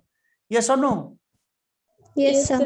अब मैंने क्या किया, इन दोनों का जो रिजल्टेंट है वो तो इसी के अलग ही जाएगा चीरता हुआ। ये सुनो, Yes, sir. कितना आया इसका मैग्नीट्यूड, रूट 2 एफ नॉट। तो ये क्वेश्चन फिर से क्या है, ये इसके ऊपर एक, ये एक फोर्स था, ये रहा दूसरा फोर्स, एक था एफ नॉट बाई 2, दूसरा आ गया रूट 2 एफ नॉट। क्या मैं सही बोल रहा हूँ? Yes, ये sir. सुनो, अच्छा Yes, sir. दूसरा ट्रिक वेक्टर का, अगर दो वेक्टर, if two vectors are in the same direction, अगर दो वेक्टर सेम ही डायरेक्शन में एक्ट कर रहे हैं तो वेक्टर कॉन्सेप्ट अप्लाई करने की जरूरत नहीं है, डायरेक्ट ऐड कर दो। समझ रहे हो मेरी बात को? Yes, sir. तो वेक्टर ऐड करने की जरूरत नहीं। अगर मुझे कोई आगे की तरफ पुश कर रहा है 5 न्यूटन फोर्स से और दूसरा बंदा आके उसी डायरेक्शन में और 2 न्यूटन लगा रहा है, तो टोटल फोर्स मेरे ऊपर 7 न्यूटन ही लगेगा। ये सुनो, ये सुनो, अगर इसको समझना चाहते हो मैं क्विकली बता देता हूँ, इस ट्रिक को एक्सप्लेन कर देता हूँ। अगर दो फोर्स सेम डायरेक्शन में हो, यानी कि ए स्क्वायर, तो उनका मैग्नीट्यूड क्या होगा, ए बी, अगर दोनों सेम डायरेक्शन में हो, A square plus B square plus 2 A B, resultant तो यही होगा ना, सेम डायरेक्शन है तो कॉस तो 0 हो जाएगा, और कॉस 0 ज्यादा फास्ट हो रहा है क्या, समझ पा रहे हो ना सब लोग? Yes, sir. Yes, sir. अगर दो वेक्टर सेम ए और बी सेम ही डायरेक्शन में हो तो उसका रिजल्टेंट क्या होगा, ए का स्क्वायर प्लस बी का square plus 2 A B cos 0, दोनों सेम डायरेक्शन में, कॉस 0 तो 1 हो जाएगा, तो इसका रिजल्टेंट क्या हो जाएगा, A square plus B square plus 2 A B ना, जो कि होता है under root A plus B का होल स्क्वायर का अंडर रूट, जो कि ए प्लस बी होता है। खत्म बात। Yes, sir. ये सुनो, ये सुनो, Yes, sir. Yes, sir. ये ट्रिक है, पहला Yes, ट्रिक। sir. और एक बार रिवाइज करवा देता हूँ, ट्रिक नंबर 1, ये बहुत जगह अप्लाई होगा आपका। दो वेक्टर अगर मैग्नीट्यूड दो वेक्टर का सेम है तो उनके बीच में जो रिजल्टेंट होगा उन दोनों का ना, तो उन दोनों का रिजल्टेंट उनको बीच में से चीरता हुआ बाइसेक्ट करता हुआ जाएगा, वो होगा उसका डायरेक्शन। दूसरा कॉन्सेप्ट क्या था, if two vectors are in the same direction, direct vector apply करने की जरूरत नहीं। तो फाइनल रिजल्टेंट नेट फोर्स कितना आ जाएगा, net force equal to F naught by 2 plus root 2 F naught by, yes और no? F Yes, naught common ले लूंगा Yes, तो sir. 1/2 प्लस रूट 2, क्या मैं सही बोल रहा हूँ? sir. क्या मैं सही बोल रहा हूँ क्या? और एफ नॉट Yes, को sir. जो लिया था अभी Yes, डाल sir. दीजिए value, K Q square by are square लिया था, डाल दीजिए, ए स्क्वायर लिया था शायद आपने, यस डाल दीजिए वैल्यू 1/2 प्लस 1/√2। लेकिन नीट में यही तक आएगा आपका, समझ में बात को, यही तक आपको चाहिए, एक्सप्रेशन चाहिए। तो एफ नॉट के जगह मैंने डाल दिया के Q square by A square, समझ ना बात को? Yes, sir. Yes, sir. Yes, sir. Vector two F naught था, ठीक है, यहां तक समझ में आएगा सबको? Yes, Yes, sir. sir. Yes, sir. या वेक्टर और एक बार बोल दूं, वेक्टर और एक बार बोल दूं क्या? No, sir. 9:46 हुए, 10 बजे तक वेक्टर खत्म करते हैं। देखिए पूरा वेक्टर बोल रहा हूँ, 15 मिनट के अंदर रिवाइज करवा रहा हूँ, ध्यान से सुनिएगा मेरी बात। सुन रहे हो सब लोग, ये सुनो, Yes, sir. Yes, Yes, sir. sir. सुनिए। पूरा वेक्टर 15 मिनट्स के अंदर शुरू भी होगा, खत्म भी हो जाएगा। पूरा अटेंटिवली सुनिए मेरी बात, पूरा जीरो लेवल से शुरू करूंगा, सब कुछ बोलूंगा, कुछ नहीं छूटेगा, आपको याद भी रह जाएगा, ठीक है ना? ध्यान से सुनिए, सब कुछ बोलूंगा मैं। Vector quantities are those quantities which have magnitude, direction and they obey certain rules which are called laws of vector addition. Yes or no? Yes, sir. Magnitude है, डायरेक्शन है, and they must obey certain rules and regulation, vector addition law को obey करना चाहिए। इसको denote कैसे किया जाता है? दो तरीके से, एक होता है अलजेब्रिकली, अरे बेटा यस और नो रेस्पॉन्ड करते रहिए, Yes, sir. Yes, Yes, sir. sir. Algebraically. sir. दूसरा रिप्रेजेंटेशन है ज्योमेट्रिकली। Metrically. ज्योमेट्रिकली, ज्योमेट्री का मतलब होता है जिसको आप फिगर ड्रॉ करके समझते हो, उसको बोला जाता है ज्योमेट्री। ज्योमेट्रिकली कैसे रिप्रेजेंट करोगे वेक्टर को? आप एक रे के तहत ड्रॉ करते हो, जिसका एक हेड होता है, टेल होता है। टेल होता है उसका स्टार्टिंग पॉइंट, हेड उसका क्या शो करता है? डायरेक्शन। उसका जो लेंथ है वो क्या शो करेगा? उसका मैग्नीट्यूड, हाउ मच बिग और स्मॉल द वेक्टर इज, समझ लो। लेंथ मैग्नीट्यूड शो करेगा, आरो हेड उसका डायरेक्शन शो करेगा। क्या मैं सही बोल रहा हूँ? क्या मैं Yes, सही sir. बोल रहा हूँ? अच्छा, ये हो गया वेक्टोरियली, आप ज्योमेट्रिकली रिप्रेजेंट sir. करोगे वेक्टर को। अलजेब्रिकली कितने तरीके हैं? दो तरीके। मतलब देखिए, ये पेड़ को समझिए, इस ट्री को समझिए, अलजेब्रिकली रिप्रेजेंट करने का दो तरीका है। एक तरीका ये है, ए वेक्टर इज इक्वल टू, इसका ये है मैग्नीट्यूड, ये होता है उसका डायरेक्शन, समझ रहे हो? इसको मैं बोलता, मैंने नाम दिया है मैग्नीट्यूड डायरेक्शन फॉर्म। अलजेब्रिकली दो तरीके से रिप्रेजेंट कर सकते हो एक वेक्टर को, ये होता है उसका मैग्नीट्यूड एंड डायरेक्शन फॉर्म, समझ रहे हो? Magnitude and direction form. Yes, sir. और एक भी फॉर्म होता है उसको, जिसको मैंने बोला है कंपोनेंट फॉर्म। क्या बोलते हैं इसको? Component form. यानी कि आई जे के एक्स वाई जेड में रिजॉल्व करके वेक्टर को डिनोट करोगे आप, यानी कि ए x I cap, A Y J cap, A Z के कैप। समझ रहे हो मेरी बात को? यस और no? Yes, Yes, sir. sir. ये है बात। तो Yes, इतने sir. ही मतलब डिनोट करने के इतने ही तरीके हैं और कुछ नहीं है। अब वेक्टर के कॉन्सेप्ट कितने हैं, ध्यान से सोचिए। वेक्टर के से आपको कोई पूछेगा वेक्टर के बेटा कितने कॉन्सेप्ट है, आप बोलोगे दो, और सिर्फ दो ही कॉन्सेप्ट है, तीसरा कुछ नहीं है। एक होता है वेक्टर एडिशन, समझ लो मेरी बात को, एक है वेक्टर एडिशन। म्यूट कर लीजिए, किसी का बहुत ज्यादा बैकग्राउंड नॉइज हो रहा है। Thank you. वेक्टर में सिर्फ और सिर्फ दो ही कॉन्सेप्ट है, तीसरा कॉन्सेप्ट कुछ नहीं है। पहला कॉन्सेप्ट है वेक्टर एडिशन, दूसरा कॉन्सेप्ट है बच्चों वेक्टर मल्टीप्लिकेशन। अब बोलोगे सर सब्ट्रैक्शन किधर गया, डिवीजन किधर गया? बच्चों वेक्टर के केस में सब्ट्रैक्शन भी एक तरह का एडिशन ही है, समझो बात को। डिवीजन भी एक तरह का, यानी कि 1 से 2 को, मतलब 3 से 2 को डिवाइड करोगे, इसका मतलब जो है 3 पे 1/2 मल्टीप्लाई करोगे, बात तो एक ही है। यस और नो?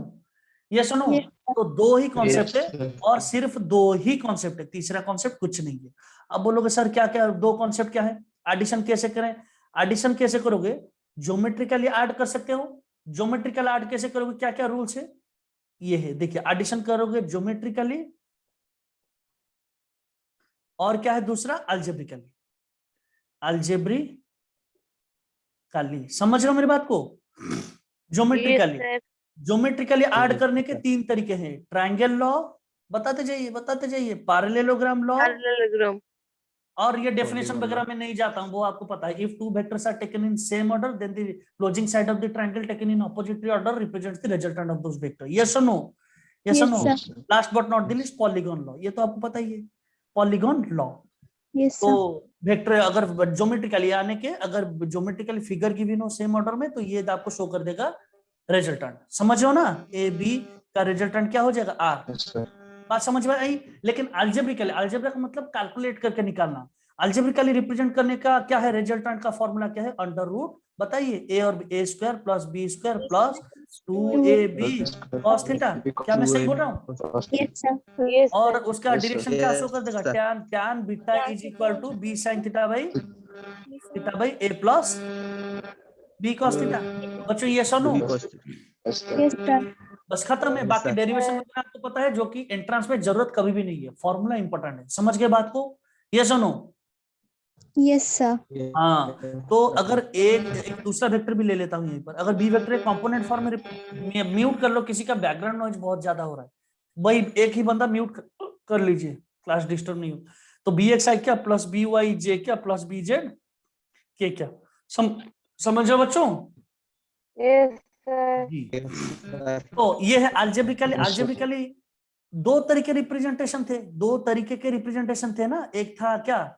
एक था आपका मैग्नीट्यूड डायरेक्शन फॉर्म। अगर दो वेक्टर मैग्नीट्यूड और डायरेक्शन के फॉर्म में गिवन हो, यानी कि दोनों का मैग्नीट्यूड गिवन हो और दोनों के बीच में एंगल गिवन हो, तो ये फॉर्मूला डालना है। अगर दोनों कंपोनेंट फॉर्म में गिवन हो, यानी कि एक ऐसे हो गिवन, बी ऐसे हो गिवन, तो आप क्या करोगे? समझो ना? तो आप क्या करोगे? जो दूसरा वाला ट्रिक था आप वो अप्लाई करोगे। ये था मैग्नीट्यूड डायरेक्शन फॉर्म था, तो इसको अप्लाई करोगे। लेकिन अगर कंपोनेंट फॉर्म में होगा ए और बी, तो आप ऐड कैसे करोगे? Resultant will be equal to resultant vector A X plus B X I cap. समझ रहे हो? एक्स कंपोनेंट के साथ एक्स को ऐड करो, आई कैप, प्लस ए वाई के साथ बी वाई को ऐड करो। बेटा समझ रहे हो? ये सुनो। Yes, sir.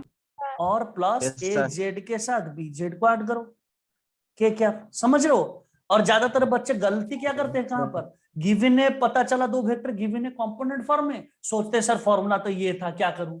नहीं आएगा। समझो ना मेरी बात को? तो आप अगर कंपोनेंट फॉर्म में दोनों गिवन हो, एक्स वाई जेड कंपोनेंट में दो वेक्टर्स गिवन हो, तो आपको एक्स कंपोनेंट ऐड करना है, वाई के साथ वाई को ऐड करना है, जेड के साथ जेड को ऐड करना है। समझ रहे हो?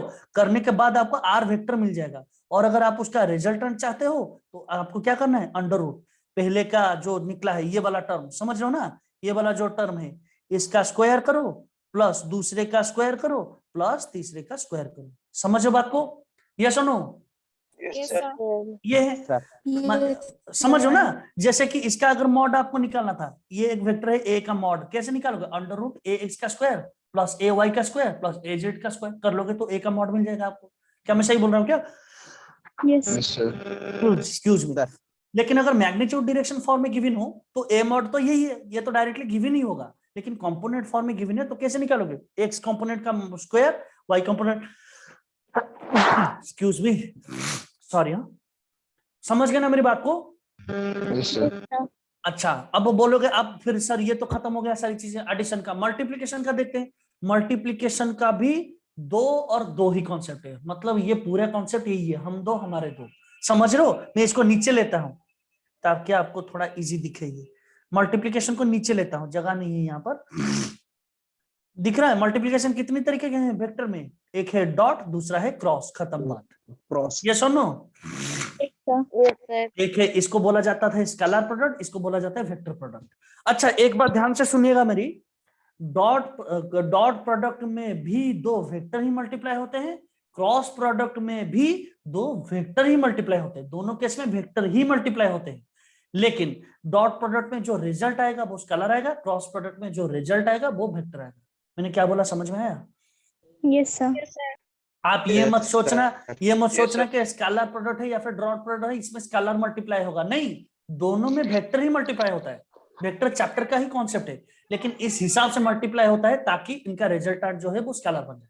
जैसे ही फोर्स के साथ डिस्प्लेसमेंट का डॉट प्रोडक्ट लोगे तो क्या हो जाएगा बच्चों? क्विक स्केलर हो जाएगा, वर्क। समझो ना मेरी बात को?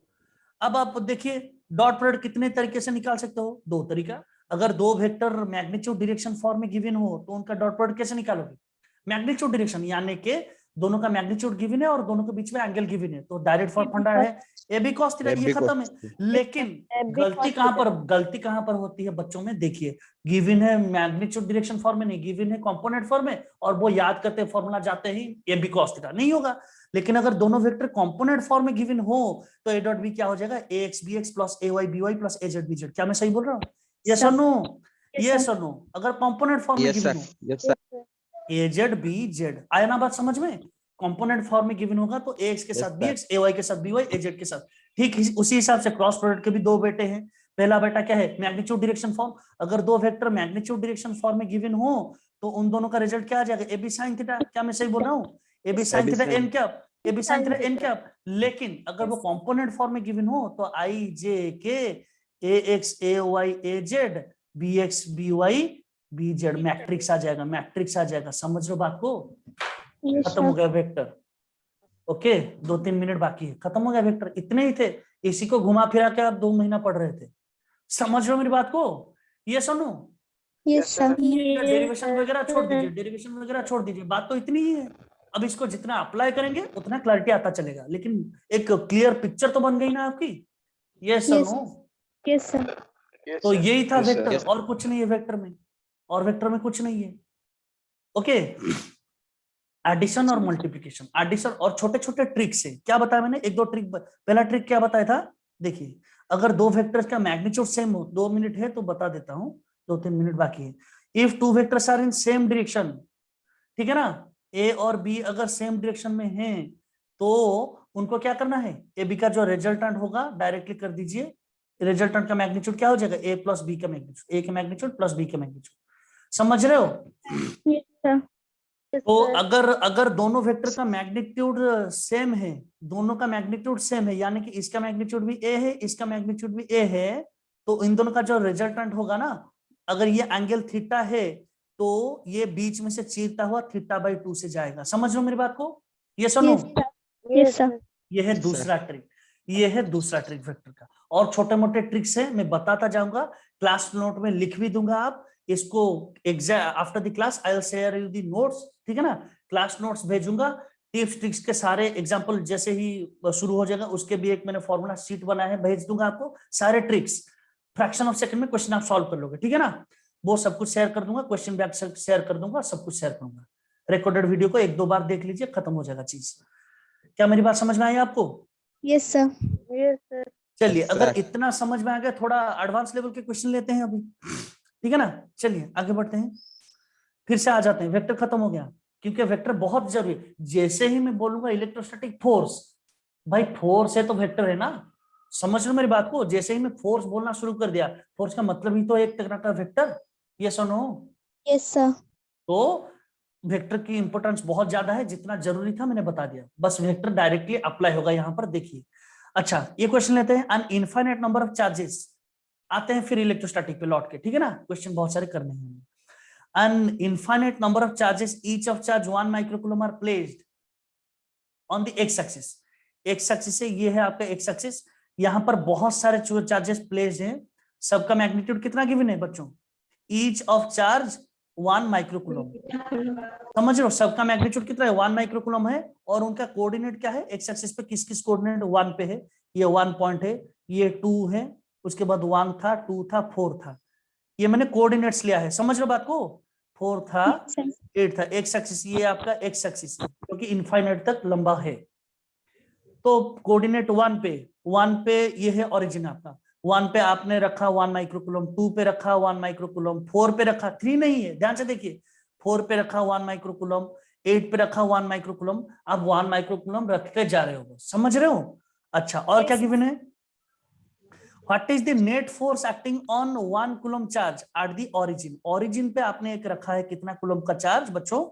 1 कूलम। 1 कूलम का चार्ज। ध्यान रहे, ये ओरिजिन पे जो चार्ज है वो 1 कूलम है, और बाकी सारे चार्ज 1 माइक्रोकूलम से। समझ रहे हो ना? सिली मिस्टेक मत कर देना। अब आपसे पूछा गया what is the net force acting on this charge placed at the origin. Origin पे जो चार्ज है उसके ऊपर नेट फोर्स कितना गिर रहा है due to all the charges. अब ये जो चार्जेस है वो इंफिनिटी तक हैं, समझ लो? यहाँ पर डॉट डॉट डॉट डॉट लिखे है ना, यहाँ पर 1 माइक्रोकूलम 2 पे है, 4 पे है, 8 पे है, उसके बाद जाके इनफाइनाइट तक चार्जेस हैं। समझ रहे हो मेरी बात को? अब देखिए Yes, sir. नेट फोर्स जब लिखूंगा क्या लिखूंगा? पहला फोर्स क्या होगा? K into 1 coulomb. समझ रहे हो? इस जिसके ऊपर फोर्स गिरता है उसको क्यू नॉट लेते हैं, लेने की जरूरत नहीं, बस आप समझिए। On 1 coulomb due to 1 micro coulomb. पहले इसकी वजह से कितना फोर्स गिरेगा बताइए मुझे, इन दोनों, इसके वजह से इसके ऊपर इस तरफ कितना फोर्स गिरेगा? K 1 coulomb into 1 micro coulomb, दोनों के बीच में डिस्टेंस कितना था? 1, यानी कि 1 का स्क्वायर। दूसरा फोर्स क्या हो जाएगा उसी हिसाब से? K इंटू 1 कूलम के ऊपर गिर रहा है force due to 1 micro coulomb placed at 2 point, यानी कि 2 का स्क्वायर। बेटा ये Yes. सुनो, Yes, sir. उसी हिसाब से 1 into 1 coulomb into 1 micro coulomb divided by 4 का स्क्वायर Sir. प्लस, समझना, plus dot dot dot plus 8 का स्क्वायर, ऐसे चलता जाएगा। कॉमन क्या जा सकता है? देखिए ध्यान से, K चला जाएगा, 1 कूलम चला जाएगा, क्या मैं सही बोल रहा हूँ क्या? Yes, sir. Yes, sir. सब कुछ चला जाएगा तो क्या बचेगा? देखिए अंदर ध्यान से अगर आप देखोगे 1 प्लस 1/4 प्लस 1/16, समझ रहे हो बात को? प्लस 1/64 ऐसे चलेगा। दिख रहा है आपको? ये प्योर मैथमेटिक्स है। अरे बेटा इस सब को, इन सारी चीजों को सॉल्व कर लो तो ये क्या बन जाएगा? K ही तो बन जाएगा ये K। ये सुनो, Yes, sir. ये सुनो, Yes, Sir. sir. तो K बन जाएगा, तो K into 10 to the power -6, 1 micro coulomb की जगह क्या लिखूं? 10 टू द पावर -6, ये कॉमन जाएगा। समझ रहे बात को? K तो जाएगा 1 और 1, तो ये तो 1 ही हो गया, माइक्रो की Yes. जगह 10 टू द पावर -6 लिख लिया। देखिए K सब जगह कॉमन है, -10 टू द पावर -6 भी सब जगह कॉमन है, तो कॉमन ले लिया दोनों को। बच जाएगा Yes. क्या? पहला टर्म तो 1 हो जाएगा, ये वाला पूरा टर्म तो बच जाएगा 1। दूसरा टर्म में क्या बचेगा? K चला गया, 10 टू द पावर -6 चला गया, ये तो 1 को छोड़ दीजिए, ये 1 ये मल्टीप्लाई होगा, कुछ फर्क नहीं पड़ेगा। 1/4 प्लस 1/4 का स्क्वायर 16, 1/6 ऐसे चलेगा इनफाइनाइट Yes. तक। यस और नो? Yes, sir. सीरीज दिख रहा है आपको? Sir. ये सीरीज दिख रहा है क्या आप सबको? K तो वैसे ही Yes, रहेगा, इसका पहला टर्म, तो ये इसका क्या हो जाएगा? Infinite GP series. तो 1 Sir, divided by minus 1 minus common ratio क्या है यहाँ पर? कॉमन रेशियो यानी कि सक्सेसिव टर्म का रेशियो लीजिए। दूसरा टर्म डिवाइडेड बाय पहला टर्म 1/4 आ रहा है, तीसरा डिवाइडेड बाय दूसरा 1/4 आ रहा है, चौथा sir. डिवाइडेड बाय तीसरा। हर जगह देखिए कॉमन रेशियो क्या आ रहा है हर टर्म के बीच में। 1/4. समझ रहे हो बात को? यस और नो? यस और Yes, नो? sir. तो Yes, ये sir. तो 10 टू द पावर -6 है। K का वैल्यू कितना दिया था कौन बताएगा? 9 9 इंटू 10 टू द पावर 9. 9। अब इसको 9 into 10 to लोगे the power minus 1 माइनस 1/4, तो यानी कि 3/4 ऊपर आ जाएगा, तो 4/3 कैंसिल क्या Yes. होगा? 3 के साथ 9 को, ये 3 हो गया, बच गया, तो 3 4 जा 12 इंटू 9 माइनस 6 हो जाएगा 3, यानी कि 12,000 न्यूटन फोर्स। खत्म। देखिए कौन सा ऑप्शन सही है? B. कौन सा ऑप्शन सही है? बी। Yes, आ गया sir. ना? बहुत बार आता है ये, बहुत ही फेवरेट क्वेश्चन है, मतलब क्वेश्चनर की बहुत बार आती है ये क्वेश्चन। आ गई समझ में? Yes, sir. yes sir चलिए आगे बढ़े, क्विकली आगे बढ़। Hello, are you asking something? No? No, sir. Okay, clear है ना? अच्छा, पिछले एक स्लाइड में मैंने छोड़ दिया था इस क्वेश्चन को, बोला था इसको डेवलप करेंगे, और ये वाला तो समझ में आ गया ना? नेट फोर्स कितना आ रहा था बच्चों? F0/2 एक टर्म आया था और एक आया था √2 F0, ये तो याद है सबको? ये Yes, सुनो, sir. F0. Yes, sir. और F0 का वैल्यू है K²/A², ये तो याद है सबको? यही Yes, आएगा sir. आपका, ये कर लोगे आप इसको, ठीक है? चलिए इसमें से और क्या क्या क्वेश्चन हो सकते हैं, इसको डेवलप करते हैं, ठीक है ना, कॉन्सेप्ट को। देखिए मैं और क्वेश्चन लेता हूं। Let us suppose this is a square, ठीक है? अच्छा, सेंटर पे तो 0 फोर्स गिरेगा अगर equal charges are placed at the vertices, ये तो कर ही लोगे आप लोग, आई होप। Yes, sir. अच्छा, क्यू क्यू क्यू क्यू, अच्छा, और सेंटर पे क्यू नॉट चार्ज रखूंगा तो नेट फोर्स 0 हो जाएगा। वर्टेक्स पे फोर्स पूछूंगा तो कैसे निकाला आपने देख लिया, वो मैंने कर दिया आपके लिए। ये सुनो, Yes, sir. अब क्वेश्चन को थोड़ा कहानी में ट्विस्ट लाते हैं, क्वेश्चन को थोड़ा सा चेंज करते हैं। इसी में से कई तरह के क्वेश्चन, कूलम्स लॉ में सिर्फ यही 2-3 वेरायटी के क्वेश्चन है, और एक 2 वेरायटी के है, मैं बताऊंगा अभी आपको। माइनस क्यू कर दूंगा तो बच्चों बताइए क्यू नॉट के ऊपर कितना फोर्स गिरेगा? क्या ये दोनों कैंसिल हो जाएंगे? ये और ये वाले फोर्स कैंसिल हो जाएंगे क्या? Yes, ये sir. सुनो, अब ये दोनों फोर्स, Yes, ये जो sir. नेगेटिव चार्ज है ये इसको खींचेगा और ये इसको धकेलेगा दूर, तो ये दोनों Yes. फोर्स तो एक ही डायरेक्शन में आ रहे हैं। ये सुनो, ये Yes, सुनो, yes Yes. sir नाम दे देता हूं ABCDO। अब बताइए आप, ये दोनों फोर्स तो कैंसिल हो गए। फोर्स ऑन ओ, देखिए नामकरण कैसे करते हैं, on O due to A ये वाला फोर्स, और force on O due to C, ये बहुत इंपॉर्टेंट है। ये दोनों तो कैंसिल हो गए, इक्वल अपोजिट है। Yes, sir. आप बोल दोगे सर अपोजिट तो है, आपको कैसे पता चला इक्वल है? देखिए दोनों में चार्ज का प्रोडक्ट सेम है, दोनों में डिस्टेंस भी सेम है, इन दोनों का प्रोडक्ट जितना था इन दोनों का प्रोडक्ट भी उतना ही था, दोनों में डिस्टेंस जितना था इन दोनों में डिस्टेंस भी उतना था। भाई यही तो है फोर्स, Yes, चार्ज sir. और डिस्टेंस के ऊपर डिपेंड करता है, मैग्नीट्यूड भी सेम है, डायरेक्शन ऑपोजिट, कैंसिल हो गए, यस और नो। अब Yes, मुझे sir. बताइए आप, फोर्स क्विकली बता दीजिए, force on O due to B कितना होगा, उसका मैग्नीट्यूड कितना होगा, Into Q into Q naught by divided by, Q अगर ये टोटल रूट टू ए निकला था हमारा, याद है ना आपको, yes sir. अरे ये ए था, इसको हमने ए लिया था, ये ए हो जाएगा, ये तो टोटल कितना निकला था, रूट टू ए, याद है ना। Yes, sir.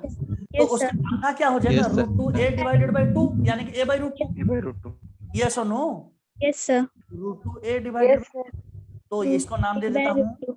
O B is equal to root two A divided by two, यानी कि A by root two, A by root two का स्क्वायर करोगे तो ए बाई रूट टू का स्क्वायर करोगे, ठीक है ना। Yes, sir. तो ये हो जाएगा। देखिए अब इसको क्या करो, एक छोटी सी ट्रिक बता रहा हूँ एक लाइन में, ज्यादा इसके ऊपर एलाबोरेट नहीं करूंगा। देखिए जो भी निकल रहा है आंसर, इसको सॉल्व मत कीजिए अभी, हो सकता है वो बाद में जाके कैंसिल हो जाए, समझ रहे हो ना। Yes, sir. इसको होल्ड करते रखिए एंड तक। ये तो किस डायरेक्शन में है, अलोंग अलोंग बी ओ, ये सुनो बेटा, B Yes, two sir. Excuse Yes, me, sir.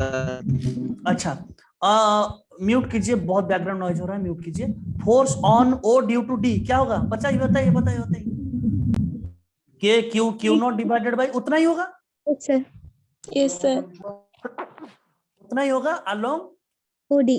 Along O D बोल सकते हो या फिर बी ओ बोल सकते हो, मतलब डायरेक्शन तो वही है ना, बी से लेकर sir. डी की तरफ, समझ रहे हो।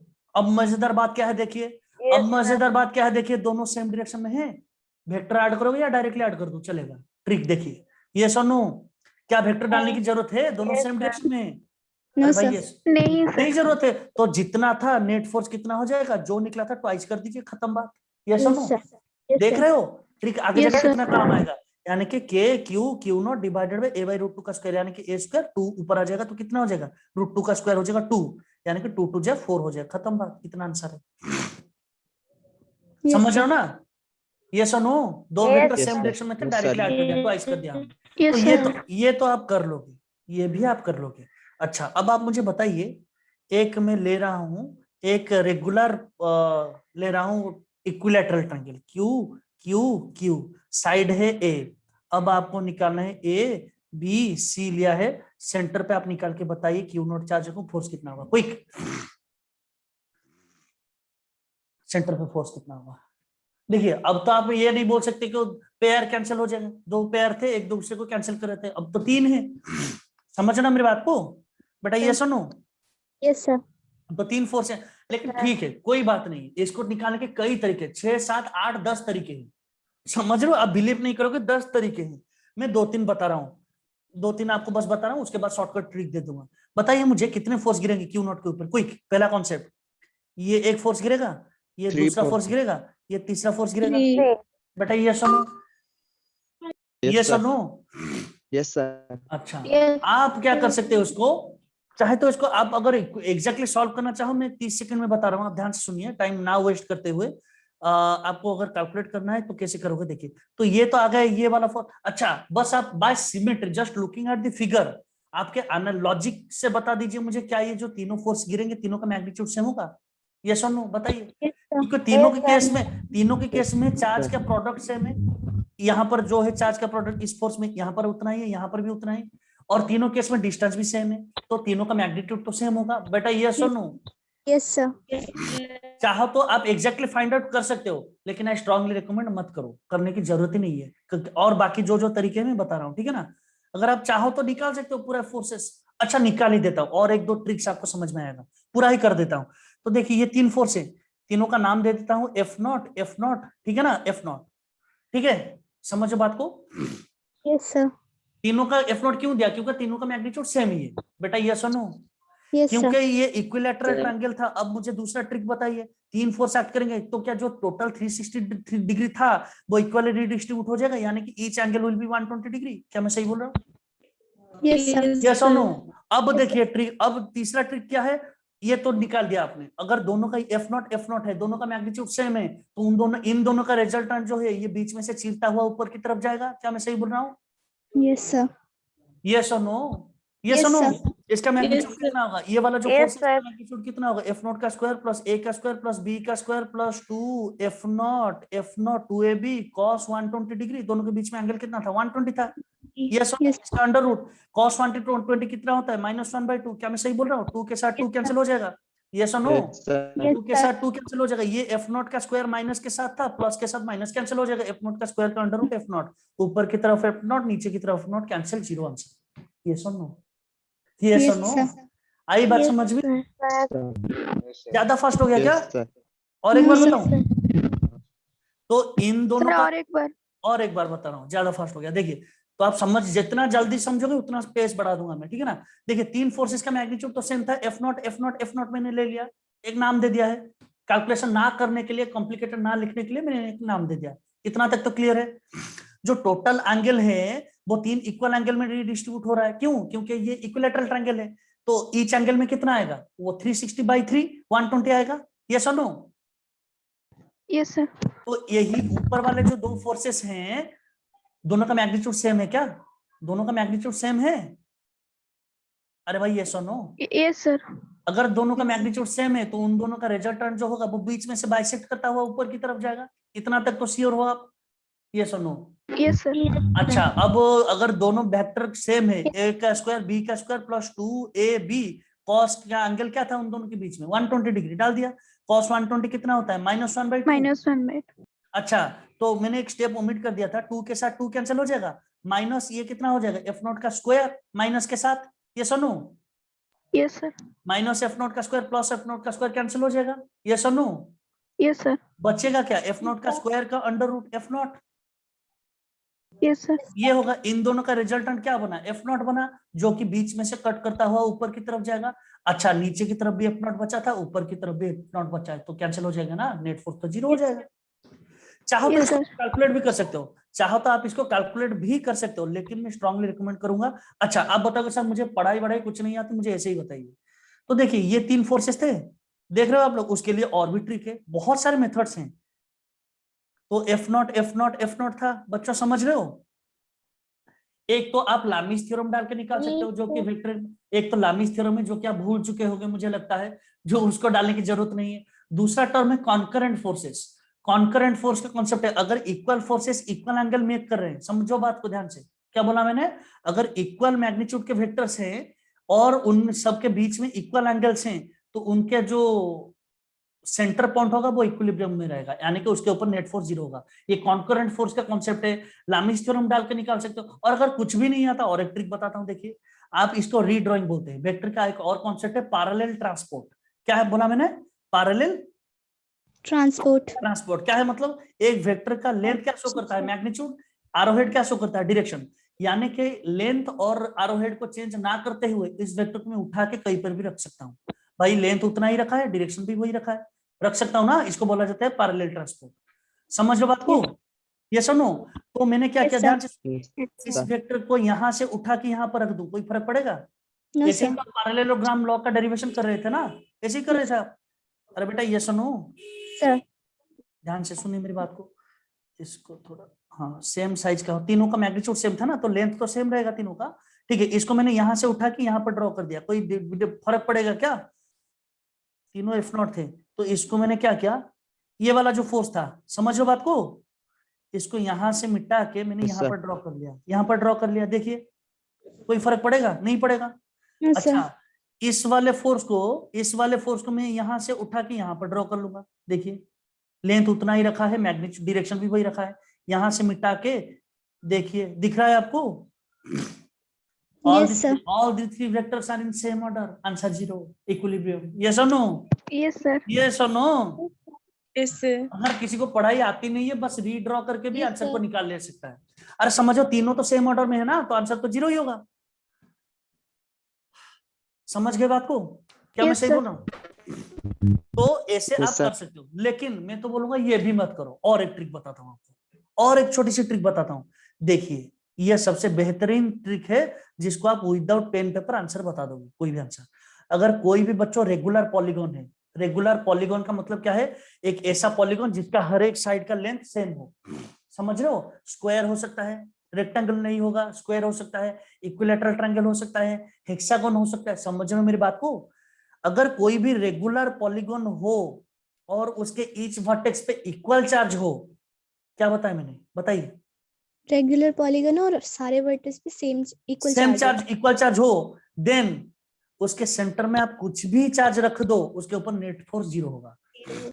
समझ लो ये, अगर क्योंकि ये होता तब भी आंसर 0 होता है, इक्विलैटरल ट्रायंगल हो रहा है तब भी आंसर 0 हो रहा है। समझ लो मेरी बात को बेटा, ये सुनो। Yes, sir. हेक्सागोन Yes, ले sir. लोगे तो तब भी 0 हो जाएगा। तरीका अलग अलग निकाल सकते हो आप, लेकिन रेगुलर पॉलीगॉन हो तो यहाँ पर भी आंसर क्या हो जाएगा, Q Q Q Q Q Q. यहाँ पर भी आंसर कितना होगा, 0.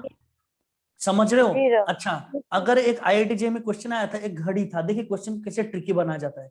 12 1 2 इस हिसाब से होते होते होते होते पूरा लिखा हुआ है, और बोला है हर नंबर के ऊपर एक चार्ज आपने रख दिया, सेंटर के ऊपर कितना फोर्स गिरेगा बता दो, 0 ही होगा। अरे भाई यस और नो, रेगुलर 0. पॉलीगॉन की तरह इसको भी ट्रीट कर सकते हो। और जो आपने Yes, sir. बहुत आपका सबसे मतलब फेवरेट क्वेश्चन बोलते हो, इक्विलिब्रियम क्वेश्चन, जो कि हम करेंगे बहुत सारे। अरे भाई बोलते हैं ना, two charges are there Q Q, उसके सेंटर में फोर्स कितना गिरेगा। अरे भाई ये भी तो रेगुलर पॉलीगॉन हो गया। अरे ये सुनो, ये भी तो, हाँ इसका भी तो दोनों साइड Yes, सेम sir. है। ईच वर्ट इसको एक पॉलीगॉन की तरह ट्रीट कर दो, दोनों वर्टेक्स पे सेम चार्ज है, तो बीच में कुछ भी चार्ज रखो, पॉजिटिव रखो नेगेटिव रखो, किसी भी मैग्नीट्यूड पे रखो, नेट फोर्स 0 होगा। ये सुनो, यस ये सर सुनो, Yes, sir. सॉल्व नहीं करना है इसको, मैंने Sir. समझ गए बात को? यस सर चलिए ये हो गया। बाकी इतने क्वेश्चन समझ गए ना, इसी के अंदर आपके 20-25 क्वेश्चन आ जाएंगे, कितने तरीके के क्वेश्चन हो सकते हैं, कर लोगे इसको? Yes sir Yes, sir. अच्छा ठीक है, तो आगे बढ़े फिर। यस सर कूलम्ब्स लॉ में और क्या क्या आ सकता है, देखिए एक दूसरी चीज देखिए, एक क्वेश्चन ऐसा आता है, एक सीलिंग है यहाँ पर, ये दूसरी वैरायटी के क्वेश्चन है, कुल मिला के 2 और 3 वैरायटी के क्वेश्चन है। समझना, कूलम्ब्स लॉ के 2-3 वैरायटी के क्वेश्चन है, सारे टॉपिक्स में 2-3 वैरायटी के क्वेश्चन है। उसके ऊपर अगर अच्छी तरह से पकड़ आ गई, क्वेश्चन आएगा उसी में से, हर बार आता है, हैंडल कर लोगे, ठीक है ना। और उसके अलावा कुछ क्वेश्चन है ही नहीं। कूलम्ब्स लॉ में पहला टाइप पता चल गया, कोई भी एक पॉलीगॉन होगा, उसके ऊपर चार्ज कुछ कुछ प्लेस होंगे, सेंटर में किसी वर्टेक्स पे चार्ज के ऊपर फोर्स कितना है निकालो। समझ गए बात को? ये सुनो, Yes, sir. उसको समझ गए तो फील्ड भी निकाल लोगे, पोटेंशियल भी निकाल लोगे। वैरायटी एक ही वैरायटी के क्वेश्चन है। समझ गए बात को? अर्जुन की तरह बनो, तीर एक ही होगा, 10 जगह मारोगे। समझ रहे हो ना, एक ही प्रोसेस से 10 क्वेश्चन सॉल्व कर लोगे। लेकिन आप कर क्या रहे हो, 10 क्वेश्चन पढ़ते जा रहे हो, लेकिन एक भी क्वेश्चन नहीं आ रहा है। समझो बात को? ये दूसरा वैरायटी का क्वेश्चन है। देखिए एक सीलिंग है, सीलिंग में से 2 ऐसे स्ट्रिंग निकले हुए हैं, यहाँ पर एक चार्ज है क्यू, यहाँ पर 2 चार्ज है क्यू क्यू, ठीक है ना, हेलो, और उनके मास है, मास m है, मास इसका भी m है, QM है। तो क्या बोला गया है, इनको जब लेके छोड़ दिया गया, ये एक जगह पर आके ठहर गया, यानी कि इक्विलिब्रियम हो गया इसका। समझ रहे हो? यस सर इक्विलिब्रियम हो गया, यानी कि ना ही ये ऊपर जा रहा है ना ही ये नीचे जा रहा है, वो एक ही जगह पर रहा। और जब ये एक जगह पर रहा, इनके बीच में एंगल कितना था, इनके बीच में एंगल था, ये अगर उनका वर्टिकल एक्सिस है तो ये 2 थीटा लोगे, ये तो ये थीटा हो जाएगा, ये थीटा हो जाएगा। समझो बात को? Yes, sir. Yes, sir. तो ये इक्विलिब्रियम है। मैं पहले उसका कॉन्सेप्ट समझा देता हूँ, कॉन्सेप्ट समझ लोगे तो इसमें से 8-10 तरीके के क्वेश्चन निकल सकते हैं, सारे क्वेश्चन आप कर लोगे, ठीक है ना। और मैं नीट के क्वेश्चन प्रीवियस पेपर भेज दूंगा, देखना कितने इजी है, ठीक है। Will get to know how much easier it will become.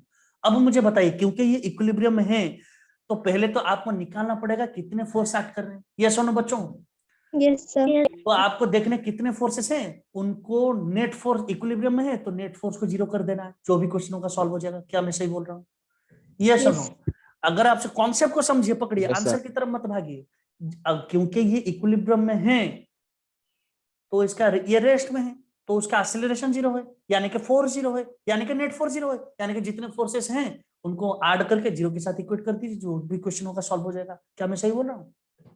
Yes sir पहला concept, how many forces are acting on this body. इसको ए ले लेते हैं, इसको बी ले लेते हैं। बताइए बी के ऊपर कितने फोर्स एक्ट करें। एक तो कुछ करे ना करे, मास दिखेगा तो आंख बंद करके पहले एक नीचे ड्रॉ कर देना, ग्रेविटेशनल फोर्स mg। आंख बंद करके, कांटेक्ट हो ना हो, दुनिया में कुछ भी चलता रहे, मास है तो भाई ग्रेविटी तो रहेगा। ये सुनो, unless until it is not in space, ये स्पेस में नहीं है तब तक, स्पेस पे हो जाएगा तो ग्रेविटी 0 हो जाएगा, तो mg तो नीचे लगेगा। बच्चों ये सुनो, यस सर। दूसरा फोर्स ए चार्ज है, क्यू चार्ज है, बी भी चार्ज है, तो चार्ज से चार्ज लेके सेंट्रल फोर्स इलेक्ट्रोस्टैटिक फोर्स धकेलेगा इस ओर, एफ ई बोल दूंगा इसको, इलेक्ट्रोस्टैटिक फोर्स। ये सुनो, ये हो गया दूसरा फोर्स। Yes, sir. तीसरा फोर्स कॉन्टैक्ट फोर्स है, कॉन्टैक्ट फोर्स है जिसको बोलते हैं हम टेंशन। वो हमेशा अलोंग द स्ट्रिंग लगता है, अवे फ्रॉम बॉडी लगता है। याद करो दो स्टेटमेंट, लाइफ का हर क्वेश्चन सॉल्व हो जाएगा। हर मतलब दुख की एक ही दवा क्या है, टेंशन का क्या formula, along the string away from body. Body कौन है, ये है बॉडी, लेकिन स्ट्रिंग दिखेगा तो टेंशन एक्ट करेगा, और वो अवे ही एक्ट करता है। समझ लो बात को, ये सुनो, अरे भाई ये सुनो। Yes. अब मोटा मोटी बात ये है कि ये तीनों फोर्सेस मिलके नेट फोर्स 0 होना चाहिए इसके ऊपर। अरे भाई ये सुनो, यस सर। तो इसको क्या करता हूं, कई तरीके हैं। ये है आपका टेंशन। अच्छा बेटा ये अगर थीटा है तो ये भी तो थीटा ही होगा, एकांतर बोलते हैं, या फिर क्या बोलते हैं इसको, अल्टरनेट अल्टरनेट एंगल। अरे मेरा इंग्लिश थोड़ा वीक है, पकड़ लिया आपने, ठीक है ना। तो इसको थीटा बोलते हैं। तो क्विकली बता दीजिए ये क्या हो जाएगा, टी कॉस थीटा। ये सुनो, yes T sir. Cos theta हो जाएगा, नहीं है यस ये सर। वाला कंपोनेंट क्या हो जाएगा, टी साइन थीटा। ये तो पता ही होता है, टी के साथ जो फोर्स के साथ जो थीटा वाला एंगल होता है उसका कॉरेस्पॉन्डिंग जो साइड होता है वो तो टी कॉस कंपोनेंट हो जाएगा, और बच गया जो वो साइन कंपोनेंट हो जाएगा। क्या मैं सही बोल रहा हूँ, यस सर। क्योंकि ये इक्विलिब्रियम है, यानी कि ना ही ये दाहिने तरफ जा रहा है ना कि बाईं तरफ जा रहा है, यानी कि ये force must be equal to this force. ये सर नो बताइए, खत्म बात। ये sine theta must be equal to F E, ना ही ये ऊपर जा रहा है ना ही नीचे जा रहा है, तो T cos theta is equal to mg। खत्म हो गया। ये इक्वेशन दोनों लिख लिया तो समझिए इस टॉपिक में से हर क्वेश्चन सॉल्व हो जाएगा, और हर बार क्वेश्चन आता है इसमें, ठीक है ना, हर बार आता है, इस बार भी आएगा। आप डेट लिख के रखिए, क्वेश्चन खत्म हो जाएगा, एग्जाम के बाद बताइएगा मुझे, ठीक है ना। ये सुनो, तो ये हो गई क्वेश्चन। Yes, sir. तो कुछ भी हो सकता है, देने के लिए कुछ भी दिया जा सकता है। अच्छा मजेदार बात देखिए, इन दोनों को डिवाइड कर लूंगा तो और क्या आ जाएगा आपका, टैन थीटा आ जाएगा। क्या, F E divided by M G. क्या मैं सही बोल रहा हूँ, क्या मैं सही बोल रहा हूँ, tan theta equal to M G. देखिए या तो आपको थीटा, देखिए अननोन कितने हैं, टी थीटा एफ ई, या तो एफ ई गिवन होगा, थीटा गिवन होगा, टी पूछ लेगा, या तो टी गिवन होगा, एफ ई गिवन होगा, थीटा पूछ लेगा, या तो एफ ई गिवन होगा, एम जी गिवन होगा, थीटा पूछ लेगा, कुछ भी हो सकता है। इक्वेशन लिख लिया तो इजीली सॉल्व कर लोगे आप। यस और नो। अच्छा बच्चों एफ ई का फॉर्मूला क्या है बता दीजिए, के क्यू स्क्वायर डिवाइडेड बाई उनके बीच का डिस्टेंस को अगर मैं आर ले लूं, समझ लो ना, अगर इस डिस्टेंस को आर ले लूं, चार्जेस क्या है क्यू क्यू, तो K Q square divided R square हो जाएगा एफ ई। अरे बेटा ये सुनो, तो ये हो जाएगा। तो इसमें से कुछ भी क्वेश्चन आए आप सॉल्व कर लोगे या नहीं बताइए। थीटा पूछा जाएगा, टी पूछा जाएगा, इनमें से कोई चिंदी चीजें आपसे पूछी जाएगी, कर लोगे इसको। Yes. लेकिन मैं थोड़ा Yes, एडवांस लेवल पे sir. जाता हूँ ताकि आप फील करो लेवल क्या हो सकता है। इसी के मैंने बताया था ना, पढ़ाई एक समंदर है, मतलब आपने डुबकी तो लगा लिया, कौन कितना गहरा जाता है वहीं पर डिसाइड होगा कौन क्वालिफाई करेगा एग्जाम। देखिए उसका डेप्थ देखिए। अब ये कॉन्सेप्ट समझ में आ गया आपको, यस और नो। Yes sir. यहाँ तक आप लिख लोगे इसको। Yes, sir. अब ध्यान से सुनिए, अब उसको और गहराई में लेते हैं। अब मैं बोल रहा हूँ बच्चों, इसको अगर मैं स्पेस पे ले जाऊंगा तो क्या होगा बताइए। पहली चीज मैं इसको स्पेस पे ले रहा हूं तो क्या होगा, पहली चीज तो ये हो जाएगी, सिचुएशन क्या होगा बताइए मुझे, इन स्पेस पे ले जाओगे तो जो सीलिंग ऐसा था बच्चों, जो ऐसा था सीलिंग, अब ग्रेविटी तो 0 हो जाएगी बेटा। ये यस सर। ग्रेविटी तो Yes, 0 हो जाएगी, तो बच जाएगा क्या, एफ ई ही बचेगा। समझ रहे हो ना। Yes sir. तो ये पूरा मतलब एफ ई बचेगा, टी बचेगा, तो ये क्या हो जाएगा, ये जो एक दूसरे के बाजू होंगे ना ऐसे होंगे, तो ग्रेविटी नीचे खींचने वाला फोर्स नहीं है, तो क्या होगा, वो एक दूसरे से क्या हो जाएंगे, समझ रहे हो, ऐसे होते चलेंगे पूरा। फाइनली क्या हो जाएगा, वो अलाइन हो जाएंगे ऐसे पैरेलल होके। समझ रहे हो, ये होगा आपको उसका सेंटर। ये सुनो, यस सर। अगर ये लेंथ एल है, स्ट्रिंग का लेंथ अगर एल है तो क्या हो जाएगा, फाइनली एक चार्ज यहां पर आ जाएगा क्यों, ये एक यहां पर आ जाएगा, इसका लेंथ एल होगा, ये एल होगा। समझ रहे हो बेटा, ये सुनो, तो इसके ऊपर जो फोर्स लगेगा, एक लग जाएगा इस तरफ लग जाएगा एफ ई, इस तरफ लग जाएगा टेंशन, पूरा टेंशन इस तरफ ही लगेगा, कंपोनेंट कुछ नहीं होगा। समझ गए बात को, यस सर। कुछ नहीं होगा, तो क्या हो जाएगा, T will be equal to F E. मेरी बात को समझ पा रहे हो, यस और नो। एफ ई का वैल्यू अगर चाहे तो आप निकाल लो कितना, के क्यू स्क्वायर डिवाइडेड बाय, ध्यान से देखिए, के Q square divided by 2l का स्क्वायर हो जाएगा, 2l का होल स्क्वायर, क्योंकि अब इन दोनों के बीच में डिस्टेंस कितना बन चुका होगा, मैक्सिमम 2l। समझ रहे हो ना, यानी कि वो पूरा पैरेलल होके अलाइन हो जाएंगे, क्योंकि नीचे समझ लो बात को, ग्रेविटी होगा तो नीचे खींचेगा उनको, कुछ नीचे वाला कंपोनेंट होगा, नीचे का कंपोनेंट है ही नहीं, तो ये पूरा पैरेलल हो जाएंगे, यानी कि ये वाला जो कंपोनेंट था ग्रेविटी 0 हो जाएगा स्पेस में, तो ये ऐसे हो जाएगा, ये वाला लाइन ऐसे हो जाएगा। समझ लो, इन दोनों के बीच में अगर एंगल पूछे तो 180 डिग्री, इन दोनों के बीच में इलेक्ट्रिकल फोर्स पूछे तो K Q square divided by 2l का स्क्वायर, यहाँ पर l, यहाँ पर l। समझ गए बात को, ये पूछा था एक बार नीट 2016 में पूछा था ये क्वेश्चन, आ गया बात समझ में, एंगल पूछा था 180 डिग्री पे आके ही वो इक्विलिब्रियम मेंटेन अटेन करेगा। समझ रहे हो बात को? Yes sir.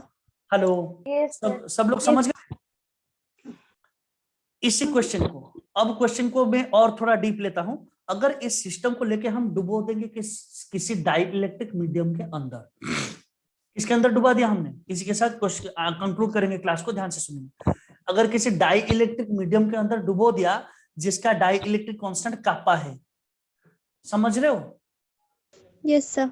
तो किन किन फोर्स में फर्क पड़ेगा, अब देखिए, अब सिचुएशन क्या बन चुका है, ध्यान से सुनिए और समझने की कोशिश करिए। समझ बात को?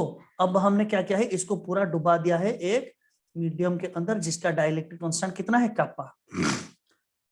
बेटा ये सुनो, तो अब अगर आप ध्यान से सुनो समझोगे इसको, इसमें फोर्स एक्ट करेगा, ग्रेविटी तो एक्ट करेगा, लेकिन ये भी एक्ट करेगा एफ ई और टेंशन फोर्स, तो तीन ही होंगे, लेकिन एफ ई कितना हो जाएगा, एक्चुअली इफेक्टिवली कितना हो जाएगा, एफ ई बाई कापा हो जाएगा, मतलब इलेक्ट्रिकल फोर्स तो कापा टाइम्स डिक्रीज कर जाता है ना, ये सुनो, ये सुनो।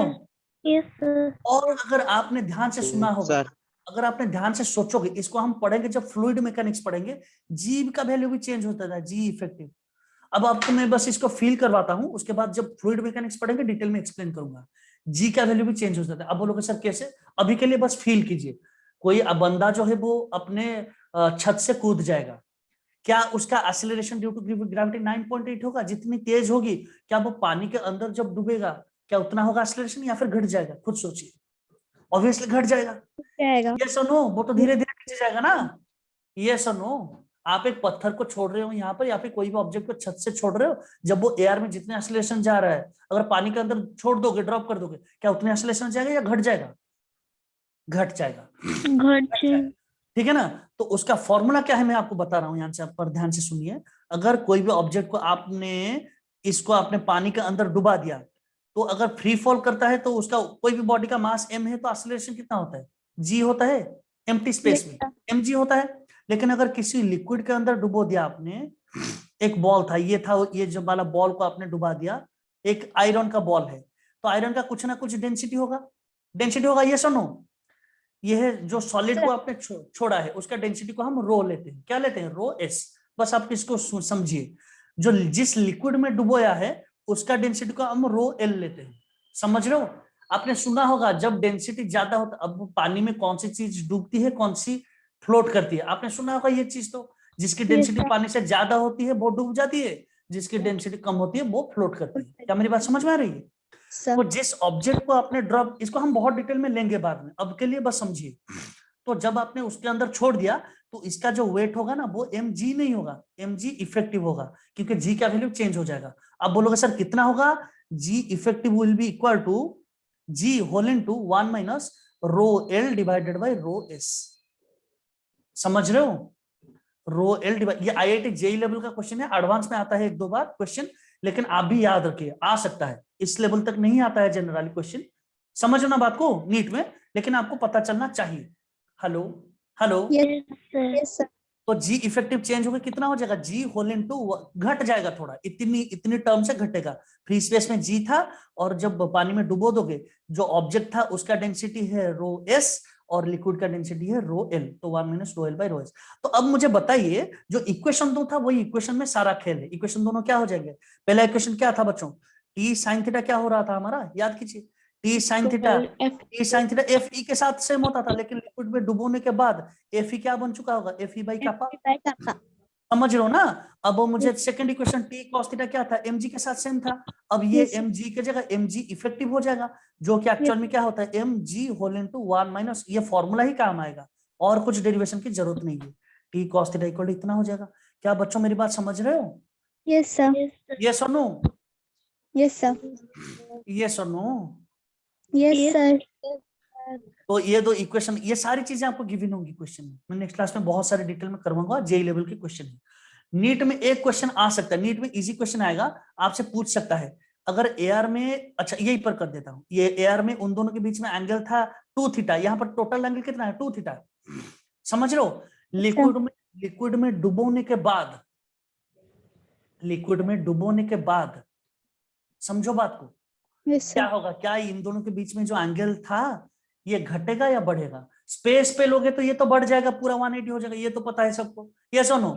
लेकिन Yes, पानी के अंदर डुबो दोगे, टेंशन में तो कोई फर्क नहीं पड़ेगा, टेंशन तो स्ट्रिंग के ऊपर डिपेंड करता है। ये घट जा रहा है, ये घट जाएगा तो इसका मैग्नीट्यूड कम हो जाएगा, देखिए ध्यान से, इसका मैग्नीट्यूड, लेंथ को कम घटा रहा हूं मैं, दिख रहा है, ये घट जाएगा और ये भी थोड़ा घट जाएगा। बेटा ये सुनो, Yes, sir. तो ये दोनों घट जाएंगे तो इन दोनों का जो रिजल्टेंट है वो भी घट जाएगा। अगर घट जाएगा तो वो क्या आ जाएगा, ये जो लाइन ऐसे था ना, थोड़ा ऐसे नीचे की तरफ आ जाएगा, समझ रहे हो बात को। तो इनको बीच में जो एंगल होगा ये क्या हो जाएगा, Decrease जाएगा. थोड़ा डिक्रीज हो जाएगा। तो स्पेस पे लोगे तो क्या हो रहा है, एंगल बढ़ रहा है, समझ रहे हो मेरी बात को। अगर लिक्विड पे फ्लो डुबा दोगे तो एंगल घट जाएगा। ये क्वेश्चन नीट में एक बार आया था, आई गेस 2009 में आया था। सो इसको अगर मैं थीटा 1 ले लूं तो थीटा जो फाइनल थीटा होगा that will be less than initial theta, समझ रहे हो, लिक्विड में डुबाने के बाद।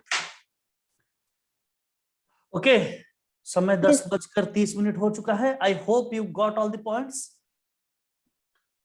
कूलम्ब्स लॉ में लगभग इतने ही क्वेश्चन आते थे, समझ में आई बच्चों सारी चीजें? Yes, sir. Yes, इतनी चीजें, तो इसी में 10 सर लास्ट और एक बार। हाँ और एक बार बता सर। दो कौन सा पॉइंट, हाँ कौन सा पॉइंट बताइए, मैं बोल देता हूँ एक बार। सर जो नीट में क्वेश्चन, हाँ ये जो मैं बता रहा था कि इनिशियली इन दोनों के बीच में एंगल कितना था, ये थीटा था, ये भी थीटा था, यस और नो। इनिशियली दोनों के बीच में एंगल कितना था, 2 थीटा, टोटल एंगल 2 थीटा था।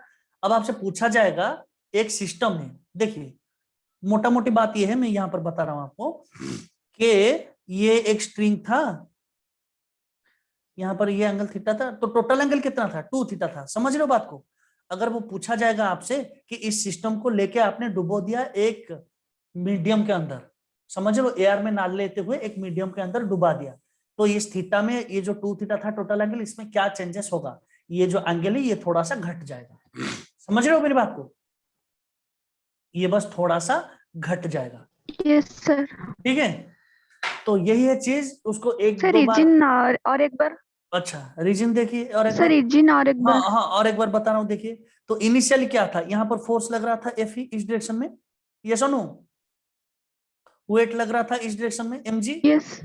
जब मीडियम नहीं था, जब मीडियम आप ले आओगे तो एफ क्या हो जाएगा, घट के एफ बाई कापा हो जाएगा, mg का वैल्यू mg इफेक्टिव हो जाएगा बच्चों, यस और नो, ये दोनों चेंज हो गए, तो दोनों ही घट रहे हैं, यस। दोनों ही घट रहे हैं, दोनों फोर्स थोड़ा घट जाएंगे, यस और no. yes, sir. Yes. Hello, समझ मेरी बात को, दो घट जाएंगे तो इन दोनों का रिजल्टेंट भी तो थोड़ा घट यस जाएगा, सर।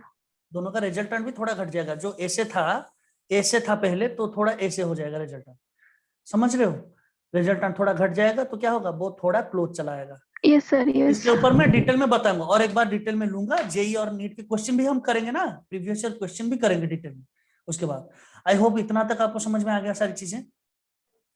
तो कोई भी रेगुलर पॉलीगॉन sir. हो, कोई भी रेगुलर पॉलीगॉन हो, उसके वर्टेक्स पे इक्वल चार्जेस प्लेस किए जाए, सेंटर में फोर्स कितना होगा बताइए, क्विक आंसर, डायरेक्टली 0 लिखोगे, 0. डायरेक्टली 0 लिखोगे। और ये जितने सारे क्वेश्चन किया हमने, आपको पता चली ना। Yes, sir. नेक्स्ट क्लास में, Yes, कल के sir. क्लास में सिर्फ और सिर्फ एडवांस लेवल के क्वेश्चन करेंगे और ये बेसिक, और उसके नेक्स्ट लेवल का क्वेश्चन करेंगे, हार्ड प्रॉब्लम ट्राई करेंगे, ठीक है, जितने सारे क्वेश्चन, जितने हार्ड लेवल के क्वेश्चन हो सकते हैं इसमें, ठीक है। यहीं पर क्लास को एंड करते हैं फिर, आपने मुझे इतना ध्यान से सुना, थैंक्स लॉट फॉर दैट, मिलते हैं नेक्स्ट क्लास में, ठीक है, Thank you, All the best. sir. Thank you all the sir. Best, all the best बच्चों। All the best.